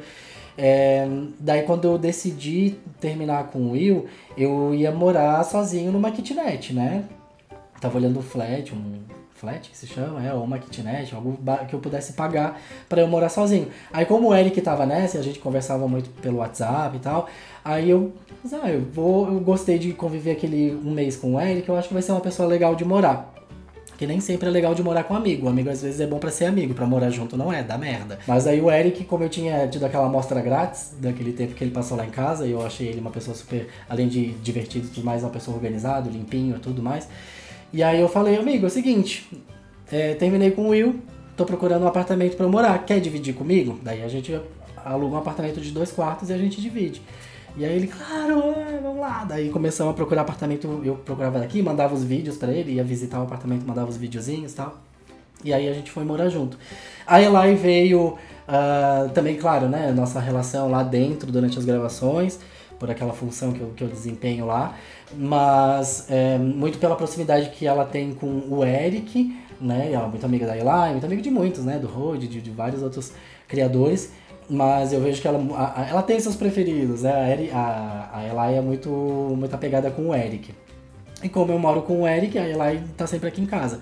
Então, eu acabei me afeiçoando muito. Hoje, eu também amo demais a Eli como uma grande amiga, uma irmã. E ela também me ama muito e a gente acabou fechando essa amizade. Então, eu tenho essa amizade com esses corridors por isso. Fato número 33... Lucas perguntou, que conselho você daria ao seu eu do futuro? Beijo, seu lindo. Obrigado, beijo pra você também, Lucas. Eu do futuro, pra dar um conselho pro eu do futuro, eu não sei, porque eu não sei como é que vai estar lá no futuro pra eu aconselhar ele. Eu acho que eu diria pro meu eu do futuro... 6h30 depois. Acho que pro meu eu do futuro eu falaria, viu? Falei pra você não desistir, eu te falei que ia dar certo. Mas eu acho que o conselho que a gente deve pensar às vezes, assim, é o que a gente daria pro nosso eu do passado. Não se apague pelos outros. Não deixe de fazer as coisas que você quer por medo, que você tem vontade, por medo ou por vergonha. Eu por muito tempo também demorei a criar conteúdo, a começar a criar conteúdo, como eu falei do Instagram, né, dos stories, por vergonha. E às vezes a gente tem medo da mudança também, de deixar um emprego, de deixar alguma coisa, porque a gente não sabe o que vai ter lá na frente. O meu medo também de terminar com o Will era de eu me ferrar muito, porque eu tinha uma estabilidade também com o Will, ele me dava uma vida muito confortável, né? Financeiramente, a casa que a gente morava, um apartamento grande e tudo mais. Então, além de toda a parte emocional de relacionamento, de um parceiro que eu tinha esse medo de que agora, quando eu terminar com ele, vai ser eu por eu. Se eu não conseguir pagar o meu aluguel, eu tô ferrado. E tô bem, sabe? Tô ralando, tá difícil, tô pagando os boletos, mas tô bem. Então, eu acho que pro meu eu do passado, eu daria esse conselho. Não deixa de fazer o que você tem vontade, o que você sonha, por medo ou por vergonha. Nunca. Porque quem tá pagando as suas contas é você. Quem tá vivendo as suas dores é você. Quem tá deixando de viver, talvez, os seus sonhos, as suas vontades é você. Os outros não estão nem aí. Eles estão preocupados com as dores deles, com os sonhos, as vontades deles, com as frustrações e decepções deles. Então, você não deve deixar de fazer nada por você, por causa dos outros, do que os outros vão pensar ou falar. Fato número 34 do canal Habla Tudo. Você que faz tudo do canal, desde a edição até a thumb? Tudinho eu faço, tudo! Desde o meu primeiro canal, até quando eu tava falando sobre os canais, eu esqueci de falar. Antes de entrar na Dia, eu tive um outro canal também, que era o Ed React, que eu falava sobre comunicação de massa, audiovisual, responsabilidade social na comunicação. E eu fechei quando eu entrei na Dia, e depois quando eu comecei a sentir falta, eu abri o Jeff in Game, que era o de games, e agora eu abri esse. E eu sempre fiz tudo sozinho. Dessa vez aqui nesse canal, no início, como era eu e o Tom me ajudava. O Tom me ajudava muito a pensar em lugares pra gente ir pra gravar, pra fazer os dicas de São Paulo, ou tags também. Ele é muito antenado em TikTok, memes e tudo mais, então ele sempre trazia, olha isso aqui, que legal, a gente pode fazer isso e tal. E também ajudou, ele editou alguns vídeos, né? Então a gente dividia. Agora, novamente, estou sozinho fazendo tudo nesse canal. Fato 35, o canal Habla Tudo perguntou, como é trabalhar na Dia? Recebe algum incentivo, apoio ou dicas deles para criação de conteúdo? Trabalhar na Dia é muito divertido. Primeiro tem a questão que eu já falei do propósito, então eu tenho muito orgulho do que a gente produz lá. Além de ser muito divertido, né, os conteúdos, é entretenimento que a gente produz. Tem alguns conteúdos que são informativos também, mas em geral é entretenimento. Eu gosto muito de produzir entretenimento. Eu gosto muito que é uma galera muito LGBT, né? Tem héteros também, mas é uma minoria. A maioria da galera que trabalha lá é LGBT, então eu me sinto muito confortável. Eu já trabalhei em empresas que era mais hétero e que até lá no início, quando eu era muito novinho, eu chegava a esconder, a não falar da minha sexualidade porque eu não me sentia confortável naquele ambiente. Então lá na Dia eu me sinto muito confortável. Sobre receber incentivo, Pra eu criar meu conteúdo, não. Eu não falo muito sobre isso lá. Tem os meus amigos mais próximos que trabalham diretamente comigo lá na Dia sabem, me apoiam, a gente conversa às vezes sobre isso. Mas geralmente quando eu tô na Dia eu esqueço que o meu rolê lá é produtor. Eu sou produtor, eu tô lá pra produzir os conteúdos da Dia, dos criadores da Dia, e não pra produzir o meu conteúdo. Então até quando vocês já pediram, alguns pedem nos comentários pra eu vlogar lá dentro da Dia, mostrar... É algo que eu não me sinto muito confortável, eu acho que não é nem muito ético eu fazer isso. Primeiro que a maioria dos conteúdos que a gente produz lá, eles são sigilosos até o lançamento, então até eles lançarem a gente não pode falar sobre eles, nem postar nada, né, porque é tudo surpresa pro público, então eu nem posso ficar fazendo esses vlogs. E outra que eu separo bem as coisas, eu sou criador de conteúdo depois que eu saio da Dia, quando eu tô aqui em casa e tal, daí eu sou criador de conteúdo. Quando eu tô lá dentro da Dia, eu sou produtor audiovisual, eu sou, né, um funcionário, enfim, então eu não misturo essas coisas. E eles também não falam, nem sei se sabem, eu acho que a maior parte da diretoria talvez nem saiba que eu tenho um canal, mas enfim. Fato de número 36, a Luna Scarlett, eu falei dela agora há pouco, a amiga Luna, perguntou qual o cabelo mais feio que já fez parte da sua carreira terrestre. Cara, cabelos, eu já tive vários cabelos. Eu já usei cabelão pro lado, eu já pintei, já platinei, já pintei de azul, já pintei de roxo. E eu acho que em todos eles eu me achei bonito. Eu achei que eu tava arrasando com aquele cabelo. Até hoje, quando eu olho assim esses cabelos, eu digo, ai, que bonitinho que eu tava. Alguns eu acho, hoje eu não faria mais. Tipo, por exemplo, pintar de roxo, de azul. Quando eu olho, eu já não sei se eu teria essa vontade. Não acho que eu tô tão bonito, mas não acho que é cabelo feio. O cabelo mais feio eu acho que é quando o cabelo tá perdendo o corte ou perdendo a cor. Então, por exemplo, eu costumo cortar a cada 15 dias. Eu corto um sábado sim, um sábado não. Quando, por exemplo, amanhã é sábado, amanhã eu vou cortar. Então eu tô há 15 dias com o cabelo sem cortar, eu já tô achando horrível. Inclusive tô de boné por isso. Porque daí eu já começo a achar, ai, meu cabelo tá feio, tá ruim, tá sem corte, tá... Daí eu começo a usar boné.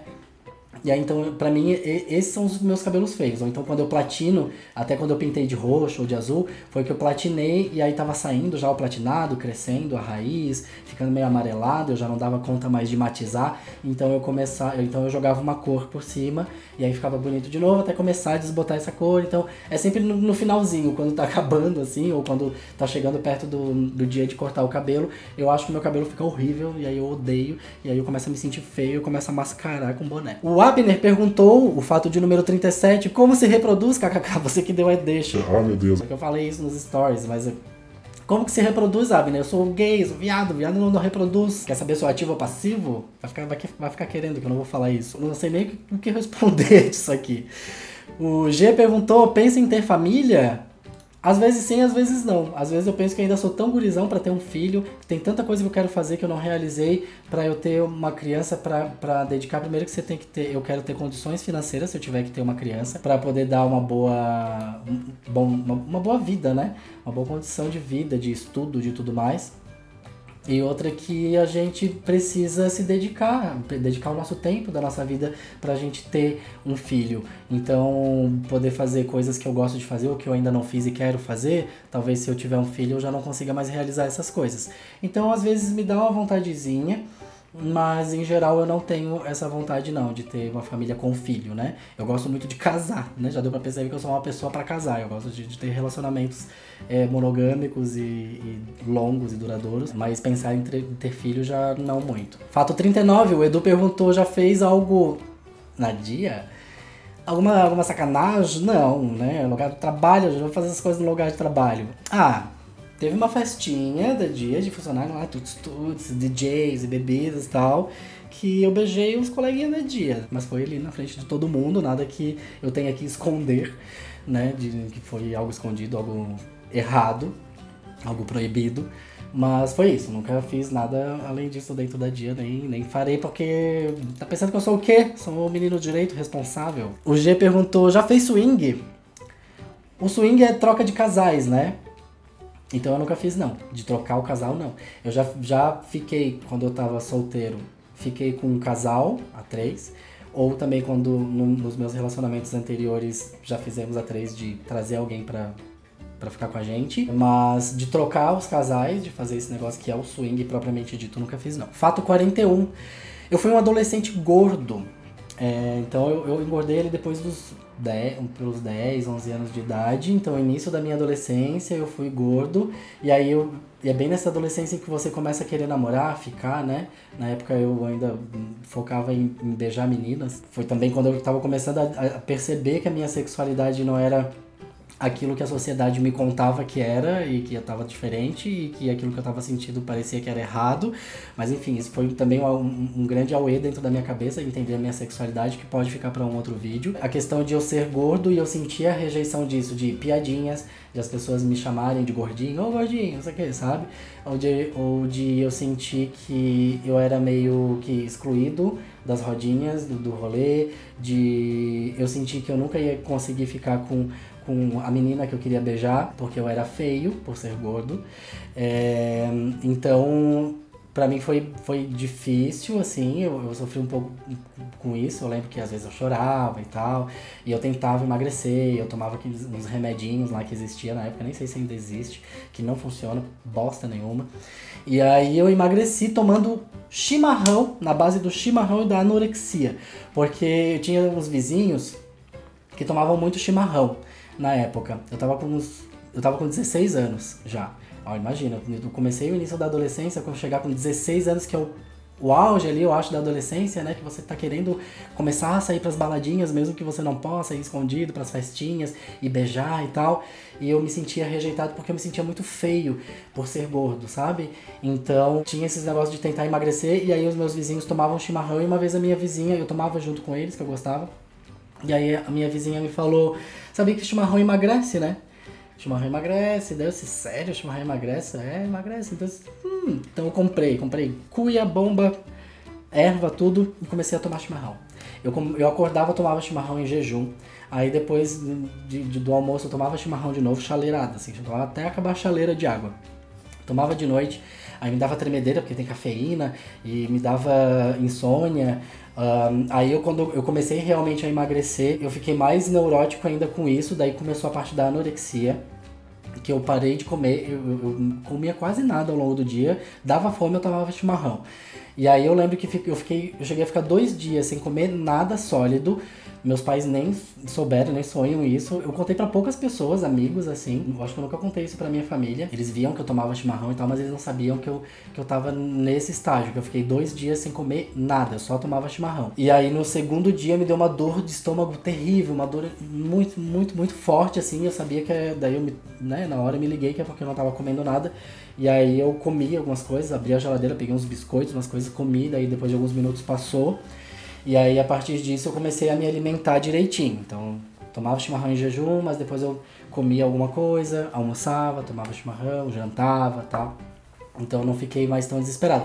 Foi uma anorexia muito rápida, porque eu percebi que aquilo me fez mal e eu logo parei de fazer aquilo. Porque tem gente que é assim e não consegue, né? Que realmente fica anoréxica e precisa de tratamento psicológico e tudo mais, porque a pessoa não consegue comer. Eu tive esses 2 dias de anorexia, né? Teve um pouco mais porque eu comia muito pouco durante os outros dias também, tomava mais chimarrão do que comia, qualquer coisa sólida, mas teve esses 2 dias que eu fiquei sem comer nada. E hoje, desde então, eu tento atender aos padrões estéticos, né, impostos pelo capitalismo e pelo fetichismo das marcas, né, pra tentar me sentir bem comigo, com a minha aparência, com o meu corpo. Eu sei que a gente não precisa disso, a gente pode ser bonito com o corpo que a gente tem. Eu nem acho, por exemplo, de homens que eu gosto de ficar, de namorar, eu nunca busco os que são padrões trincados, não é o corpo que eu acho mais bonito, mas é o que eu tento manter pra mim, porque é como eu me sinto bonito. Então eu sei que isso são padrões impostos pelo capitalismo, pela publicidade, pelo fetichismo mesmo. Inclusive, por falar em fetichismo das marcas, vou botar aqui a capa de um dos livros que eu li muito legais, que chama O Nome da Marca, que fala justamente sobre o fetichismo, né? Os fetiches que as marcas, que o capitalismo, que a publicidade colocam na nossa cabeça pra gente achar que a gente precisa daqueles produtos que a gente na verdade não precisa, ou que a gente precisa ter esse corpo, ou que a gente precisa ter tal coisa, precisa colocar uma faceta no dente, precisa, porque cria esse fetichismo e a gente acaba achando bonito. Eu só acho bonito quem tem barriga tanquinho, só acho bonito quem tem harmonização facial, só acho bonito quem tem lente de contato, faceta no dente. Então isso tudo é criado pelo capitalismo para vender, pra gente gastar o nosso dinheiro, e a gente acaba incluindo isso nos nossos fetiches pessoais, nos nossos fetiches sexuais, inclusive. E esse livro é muito bom, fala sobre isso. É de uma socióloga, eu não lembro agora o nome dela, mas é uma socióloga que escreveu. E quem tiver interesse sobre esse assunto, indico esse livro, que é uma leitura muito boa. Fato número 42. Eu era uma criança sensitiva, eu via espíritos. Então eu tive vários casos, assim, de que eu via coisas dentro do apartamento, que eu morava com os meus pais. Teve uma noite que eu cheguei a gritar, que eu vi uma pessoa, eu deitado na minha cama, a porta do quarto aberta e deixava sempre a luz da cozinha acesa. Então eu via a sala e via a entrada da cozinha, assim, a porta da cozinha com a luz acesa. E aí teve essa noite assim que eu tava olhando lá pra sala, acordado, deitado, né, mas olhando lá pra sala, e eu vi um vulto de uma pessoa, um vulto, né, todo preto, assim, só a silhueta da pessoa toda correndo da sala pra cozinha, da cozinha pra sala. Saiu uma pessoa correndo da cozinha e entrou na sala. E eu cheguei a me arrepiar quando falou isso. E eu gritei, a minha mãe me levou pro quarto dela, eu fiquei muito assustado. Eu vi várias coisas. Eu lembro que daí, depois que a gente se mudou pra casa, num dos primeiros dias, eu sempre gostei de dormir no escuro. Eu dormia ainda, sempre dividi o quarto com as minhas irmãs. Sempre morei em apartamento de 2 quartos. E essa casa, quando a gente se mudou, tinha 2 quartos também. Eu gostava de dormir no escuro e as minhas irmãs não. E aí, eu lembro que uma noite eu acordei de madrugada pra fazer xixi, e aí eu fui, e aí ficava também a porta aberta, que dava pra um corredor ali, que dava pro quarto dos meus pais, o banheiro, e tinha essa luz no corredor. Aí eu aproveitei quando eu saí do banheiro, que elas já estavam dormindo, eu fechei a porta pra ficar tudo escuro. O que eu fechei, que eu virei pra ir pra minha cama, eu vi uma pessoa, era um homem gordo, de jaleco branco, como se fosse um médico, do lado da minha cama. Em pé, do lado da minha cama. Eu vi assim, ó, concreto, na minha frente. Eu me arrepio só de pensar nessas coisas. Aí eu me virei de novo e abri a porta de novo pra entrar luz no quarto de novo. E aí quando eu virei, eu olhei de novo com a porta aberta, eu já não tava mais lá. Então eu tive várias dessas coisinhas assim. Eu lembro que uma vez aí depois nessa casa, meu pai construiu mais um quarto pra mim, daí eu tive o meu quarto. E aí eu ficava lendo até de madrugada, fui de ler até de madrugada. Eu lembro que eu tava lendo O Senhor dos Anéis. E aí eu sempre ouvia algumas coisas, sempre aconteciam essas coisinhas assim. E aí nessa noite eu comecei a ouvir como se fosse uma menina choramingando, uma coisinha, choramingando. Aí eu resolvi confrontar isso, porque eu sempre ficava com medo e tentava sair, acender a luz e sair dali. Então eu lembro que eu fechei o livro e disse: fala, querida, o que foi? E aí depois disso eu já tinha tido alguns contatos com candomblé, com umbanda, na verdade, e espiritismo, assim, e tal. Então eu acho que eu até me preparei um pouco melhor. Daí eu falei: fala, querida, o que foi? E aí aquela voz parou, não falou mais nada.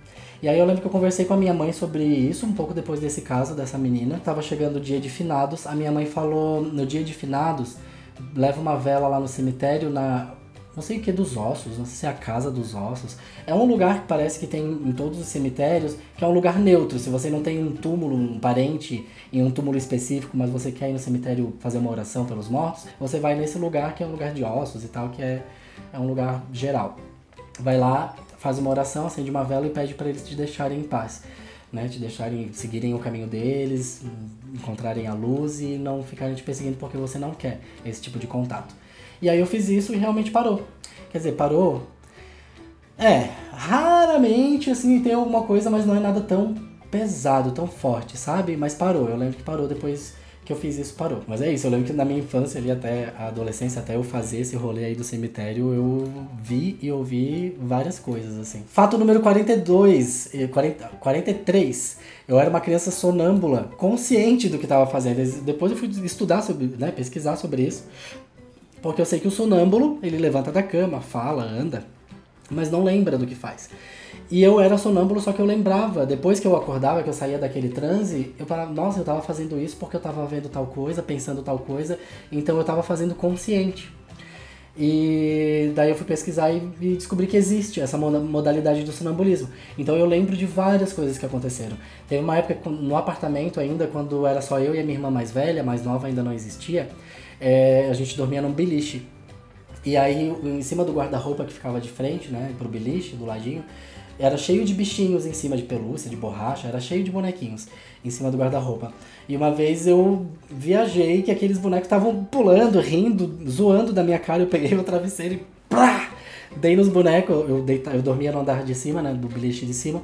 E aí eles caíram no chão, fizeram um barulho. A minha irmã acordou assustada. Daí eu... Opa, aconteceu um negócio aqui. Teve uma vez que eu tava batendo no meu travesseiro porque eu tava vendo uma trilha de formigas andando ali. Teve várias coisas assim, eu tinha sonambulismo consciente. Depois que alguém me acordava e tal, que eu conseguia despertar, eu lembrava o que eu tava fazendo, por quê, o que eu tava vendo, qual era o meu objetivo em estar fazendo aquilo ali. Louco isso, né? Fato número 44. Minha religião. Qual será a minha religião? Ou melhor, minha religiosidade. Ou espiritualidade. Dá pra perceber que esse item é uma grande bagunça, né, na minha cabeça. Na verdade, eu acho que não é a minha espiritualidade não é uma bagunça. Ela é um conjunto de várias crenças e religiões que eu agreguei ao longo do tempo, com o que eu acredito, com o que me faz bem de cada religião que eu estudei ou que eu convivi um pouco. Então, eu fui batizado na Igreja Católica. Quando eu nasci, minha família é católica, fui batizado, fiz a primeira comunhão, comecei a fazer a crisma, estudar, né, fazer as aulas, mas não cheguei a me crismar, porque era um quartel-general praticamente aquele lugar, a coordenadora lá queria, a gente era obrigado a estar na missa todo sábado lá, e aí ela disse que ia começar a fazer chamada durante a missa, e uma vez eu ganhei uma Bíblia, eu acho que evangélica, de uma tia minha, que ela é o que? A minha tia não é evangélica, é uma vertente dos evangélicos, mas qual é? Esqueci qual é o nome, mas enfim, eu ganhei essa Bíblia e era a Bíblia que eu levava para fazer essas aulas de crisma. E aí essa coordenadora também chegou uma vez e viu que essa minha Bíblia, eu nem sabia que era diferente, ela não era a Bíblia católica, ela disse, essa Bíblia não pode. Até a gente tava conversando com um pastor, com um padre, não sei quem, de a gente pegar todo mundo que tem aí, de vez em quando tem alguém aparecendo nessa Bíblia, a gente vai queimar. Aí eu fiquei... Eu lembro que a minha mãe também, que é super católica, super cristã e devota, ela nunca se crismou e ela tava fazendo comigo, a gente fazia junto essa aula. E eu e a minha mãe, a gente se olhou assim, depois que saiu nesse dia e falou, vamos parar, não vamos mais vir aqui nesse lugar, não é bom, sabe? Olha quanto preconceito, sabe? Deixa pra lá, daí a gente parou. E aí, além do cristianismo, eu tive contato com a Umbanda. A minha avó sempre foi, né, de Umbanda, ia pro terreiro, recebia lá as entidades dela, Pombagira, Preta Velha, a Ana Júlia, que era uma criança que eu adorava conversar com a Ana Júlia, principalmente eu ia lá assistir em época de Cosme e Damião, né, em outubro. Eu conversava muito com ela, curioso, perguntava sobre como era, onde ela morava. E então me acostumei muito com isso. Eu estudei um pouco sobre o Wicca e pratiquei até alguns rituaizinhos assim. Então gosto muito também da prática de Wicca, acho muito bonita, né? O respeito pela natureza, de você usar as forças dos elementos e tudo mais. Nos últimos 3 anos eu tenho pesquisado muito, estudado sobre filosofia e espiritismo kardecista. A filosofia, ela não é uma religião, né? Nem uma espiritualidade, mas ela trata de espiritualidade também. A filosofia trata de espiritualidade, embora não seja uma religião. Então ela tem me aberto muito essa visão de entender a vida, nosso lugar aqui, né, para onde estamos, de onde viemos, para onde vamos e tudo mais. Claro, a filosofia ela não explica nada, ela questiona, mas ela te dá muitos hacks assim para você interpretar as coisas que acontecem na vida e como você está posicionado no mundo. E o espiritismo kardecista foi algo que eu me interessei muito. Eu comprei um box com 5 livros, os 5 principais livros do Allan Kardec, e li 3 deles já, faltam 2. Gostei muito, eu acho que é o que mais tem me identificado. Eu não pratico, não vou pra centro, não vou pra nada assim, eu nem sei como é que funciona direito a prática disso. Eu conheço a teoria, que é o que eu acredito, e é a minha comunicação que eu faço com o mundo espiritual.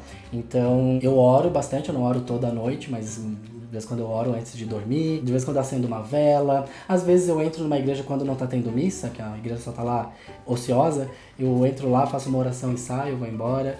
Então eu tenho, assim, a minha espiritualidade, acredito em várias coisas e é o que me faz bem, é o que me faz não desanimar da vida, né? De acreditar que eu tô aqui por algum motivo e que não acaba aqui, depois que eu morrer tem mais. Eu também procuro sempre ser grato a Deus por tudo que eu tenho, por mais que às vezes a vida esteja difícil, esteja sofrida, esteja passando por problemas ou tristezas, eu nunca deixo de agradecer. Em toda oração eu faço as orações aí do Pai Nosso e tudo mais, depois eu começo agradecendo tudo que eu tenho, por eu ter um corpo perfeito, no sentido de que não me falta nada, ele funciona, tem todas as partes e funciona.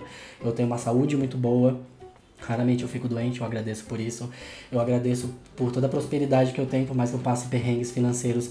Não me falta comida, não me falta onde morar. Eu agradeço pela família que eu tenho, por todas as oportunidades que eu tive na vida e tenho de estudar, de trabalhar com o que eu gosto, de poder buscar as coisas que eu gosto. Então eu acho que isso também faz muito parte da minha espiritualidade, de ser grato pelas coisas que eu tenho, até para que eu consiga alcançar mais coisas que eu ainda quero e eu ainda não tenho. Então eu sempre tento lembrar de agradecer quando algo bom acontece na hora, assim. É uma coisa que, tipo, nossa, obrigado por isso ter acontecido. Como eu posso ter mais disso, né? Como eu posso conseguir mais coisas, assim, dessa forma e tudo mais. Então sempre sentir gratidão quando eu lembro de algo muito legal que acontece, de algo que eu ganho. Então de ser grato, agradecer pra pessoa que me deu, agradecer também pra Deus, para o universo, pro meu mentor e guia espiritual, por todas as coisas boas que acontecem comigo. Fato de número 45. É uma curiosidade. Eu sei deixar minha língua grossa sem dobrar. Ó. A língua, eu não vou dobrar, eu vou deixar ela grossa.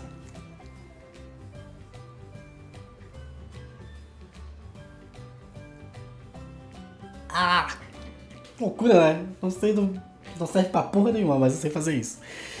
Fato 46. Meu jogo preferido. Como eu já disse, eu gosto muito de jogar videogame, né? Desde pequeno, assim. Sempre joguei dos meus primos, meus amigos. Quando meu pai pôde, ele fez um grande esforço, conseguiu me dar um Super Nintendo. Foi onde eu me apaixonei por Super Mario. Era um dos poucos jogos que eu tinha. Eu não tinha muitos jogos. Já era um jogo que veio junto com o Super Nintendo. E eu joguei muito Super Mario. E eu sou apaixonado por Mario. Tem várias coisas de Mario. Me fantasiei de Mario Zumbi no último Halloween e tal. Mas o meu jogo preferido da vida é o The Legend of Zelda. A lenda de Zelda Breath of the Wild, que foi... A Zelda é uma franquia enorme, né? Que existe há muito tempo. Mas o Breath of the Wild, acho que lançou faz 2 anos atrás. Acho que foi isso, 2 ou 3 anos atrás. Pra Nintendo Switch. E eu nunca tinha jogado nenhum outro Zelda. E eu me apaixonei tanto por aquele jogo. É um jogo que dá tanta paz e curiosidade. Eu amo. É o melhor jogo que eu já joguei na minha vida. É esse. E agora eu tô jogando a continuação, que é o Tears of the Kingdom. Do Zelda, Tears of the Kingdom, que eu tô jogando também, que é incrivelmente também bom. Vai ser o meu segundo jogo preferido da vida. É praticamente o mesmo jogo, né? Tem coisas novas, história nova, novos cenários, mas até o mapa ali, os personagens repetem muita coisa do Tears of the Kingdom, então é como se fosse só uma extensão do Breath of the Wild. Fato número 47, eu fui babá de 2 crianças com 15 anos, a Tatiele e o Dudley. Com 15 anos de idade, esses vizinhos do chimarrão, eles tinham um casal de crianças e eles precisavam trabalhar fora. Eu era um adolescente ocioso, estudava à noite, né, no ensino médio, ensino segundo grau. E aí eu passava o dia inteiro em casa e aí eu não tinha ainda trabalho, profissão, não ganhava meus dinheiros. Eles perguntaram se eu não queria, eles me pagavam um trocadinho, que eles também não tinham muita condição, mas me pagavam um dinheirinho pra eu cuidar das crianças. Aí eu ia lá todo dia de manhã, quando eles saíam pra trabalhar. Botava a Xuxa, eles tinham os DVDs da Xuxa só pra baixinhos, eu ficava lá dançando tchutchucão, dançava com eles, fazia comidinha, dava almoço pra eles, depois levava eles pra escola. E aí depois no final, acabava o meu trabalho por aí, no final da tarde os pais deles assumiam a bronca depois da escola. Mas fui babá com 15 anos de idade. Fato número 48, eu gosto muito de dançar. Eu amo dançar. Eu já fiz street jazz na época que eu era adolescente, nessa época que eu era gordo, inclusive, eu fazia street jazz. Eu adoro aprender coreografias das músicas pop que lançam pra saber fazer na balada e tudo mais. Eu adoro uma roda de samba, eu sei sambar. Eu sambo muito bem, direitinho, pezinho. Eu sei dançar forró, eu sei dançar vaneirão, que é música gaúcha. Sei dançar. Eu também gosto de rock, sei dançar rock, que é assim. O rock eu danço que é uma beleza. Melhor coreografia. E é isso, eu gosto muito de dançar, é um fato sobre mim. Fato de número 49, olha o penúltimo. Meu Deus, 2 horas, é um longa-metragem esse vídeo. Eu já sofri ataque homofóbico com violência. Claro, eu já ouvi piadinhas e tudo mais na rua, mas sempre ignorei. Mas uma vez eu realmente apanhei na rua, a gente tava saindo da balada, eu, um amigo gay e mais, eu acho que 3 amigas lésbicas. Um grupinho, a gente saiu da balada, a gente tava caminhando pra um terminal de ônibus. Eu acho que a gente ia pra casa de uma das nossas amigas. Ia todo mundo pra casa dela.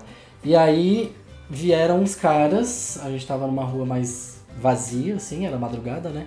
E vieram os caras atrás e começaram a puxar assunto, perguntando pra onde que vocês vão, não sei o que, lá. Aí daqui a pouco do nada, um segurou o meu amigo pelo braço assim pra bater nele e aí tinha outro atrás de mim. Quando eu vi esse que o cara tava atacando o meu amigo, eu fui olhar pro outro, né? Quando eu virei, o outro já veio com o pé no meu peito, assim, eu voei no chão. Pá! E aí a gente levantou e saiu correndo. Corremos muito, daí a gente conseguiu entrar numa entradinha de um shopping que tinha lá, que tinha os seguranças vigiando ali o estacionamento, sei lá o que era, vigiando a entrada do shopping. A gente entrou ali, mas o shopping tava fechado, né? Então a gente ficou ali, ligamos pra polícia, os caras ficaram mais lá na esquina. A gente ligou pra polícia, a polícia cagou, falou pra gente ir pra casa, não sei o que, lá, foram bem estúpidos com a gente. Mas, tá aí na rua, devia estar em casa, isso não é hora de estar fazendo bagunça, sei lá, não lembro direito o que eles falaram. Eu sei que a polícia foi bem escrota com a gente, não quis saber de ajudar.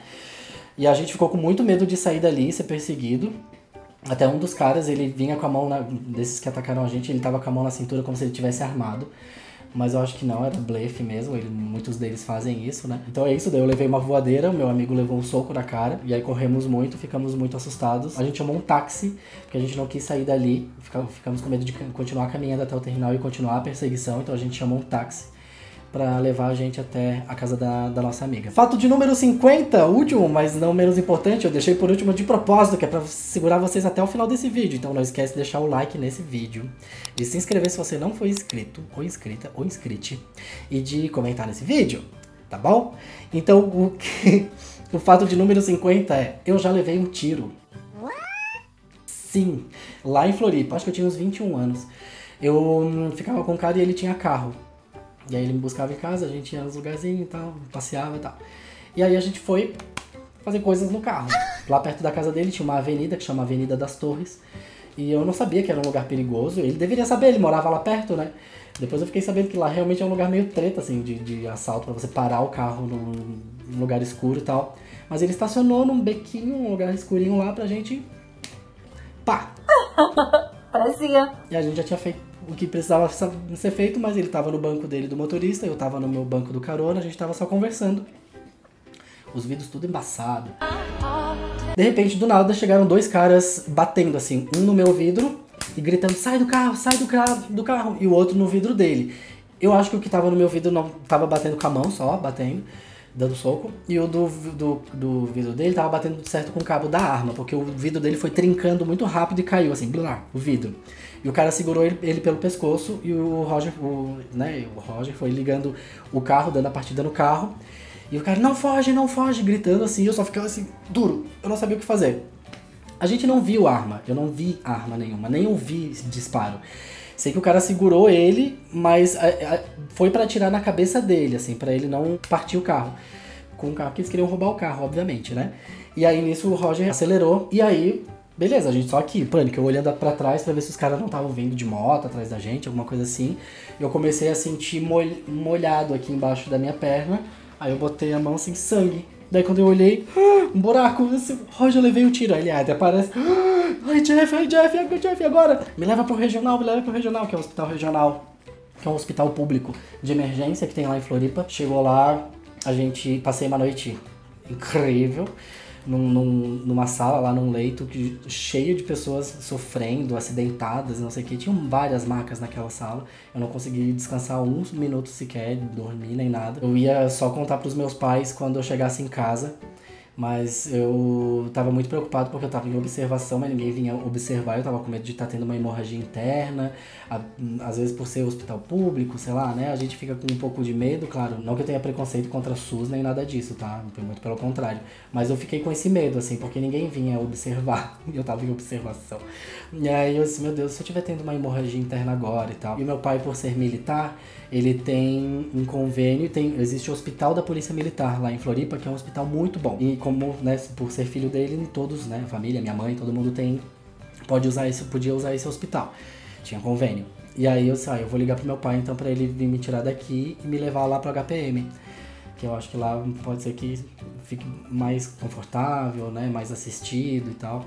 E aí liguei, falei, pai, seguinte, tô bem, tô vivo, mas levei um tiro na perna, tô aqui no regional, será que pode vir aqui, me traz uma calça limpa e me leva pro HPM?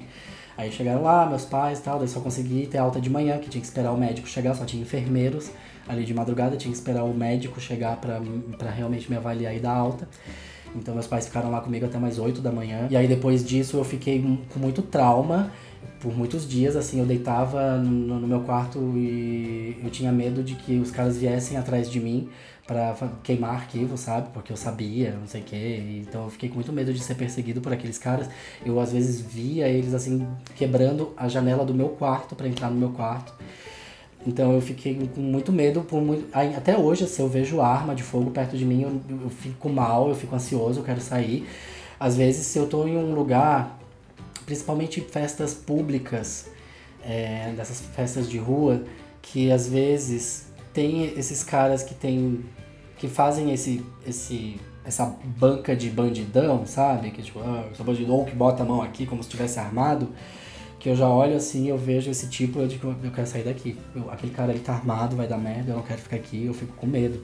E antigamente era pior, hoje eu controlo mais, eu tô um pouco mais tranquilo com isso, mas eu fico sempre muito atento sobre isso. E eu tenho a cicatriz, deixa eu tentar mostrar a cicatriz, né? Se vai dar pra mostrar a cicatriz pra vocês.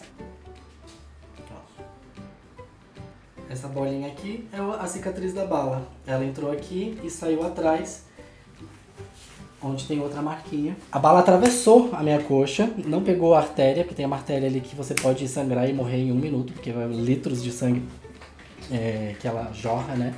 E esse era o meu medo quando eu tava a caminho do hospital, é que eu não chegasse com vida no hospital por causa dessa artéria. Não pegou o osso. Foi assim, ó, um anjo que abençoou. A bala atravessou a minha perna, atravessou o banco, ela foi encontrada no banco de trás do motorista. Ela tinha unicado no teto do carro, então o desenho que a balística depois fez lá, eu fiz corpo de delito, fiz várias coisas. Aí a bala veio da janela, que era pra ter sido na cabeça do Roger, graças a Deus não foi, senão teriam matado nós dois.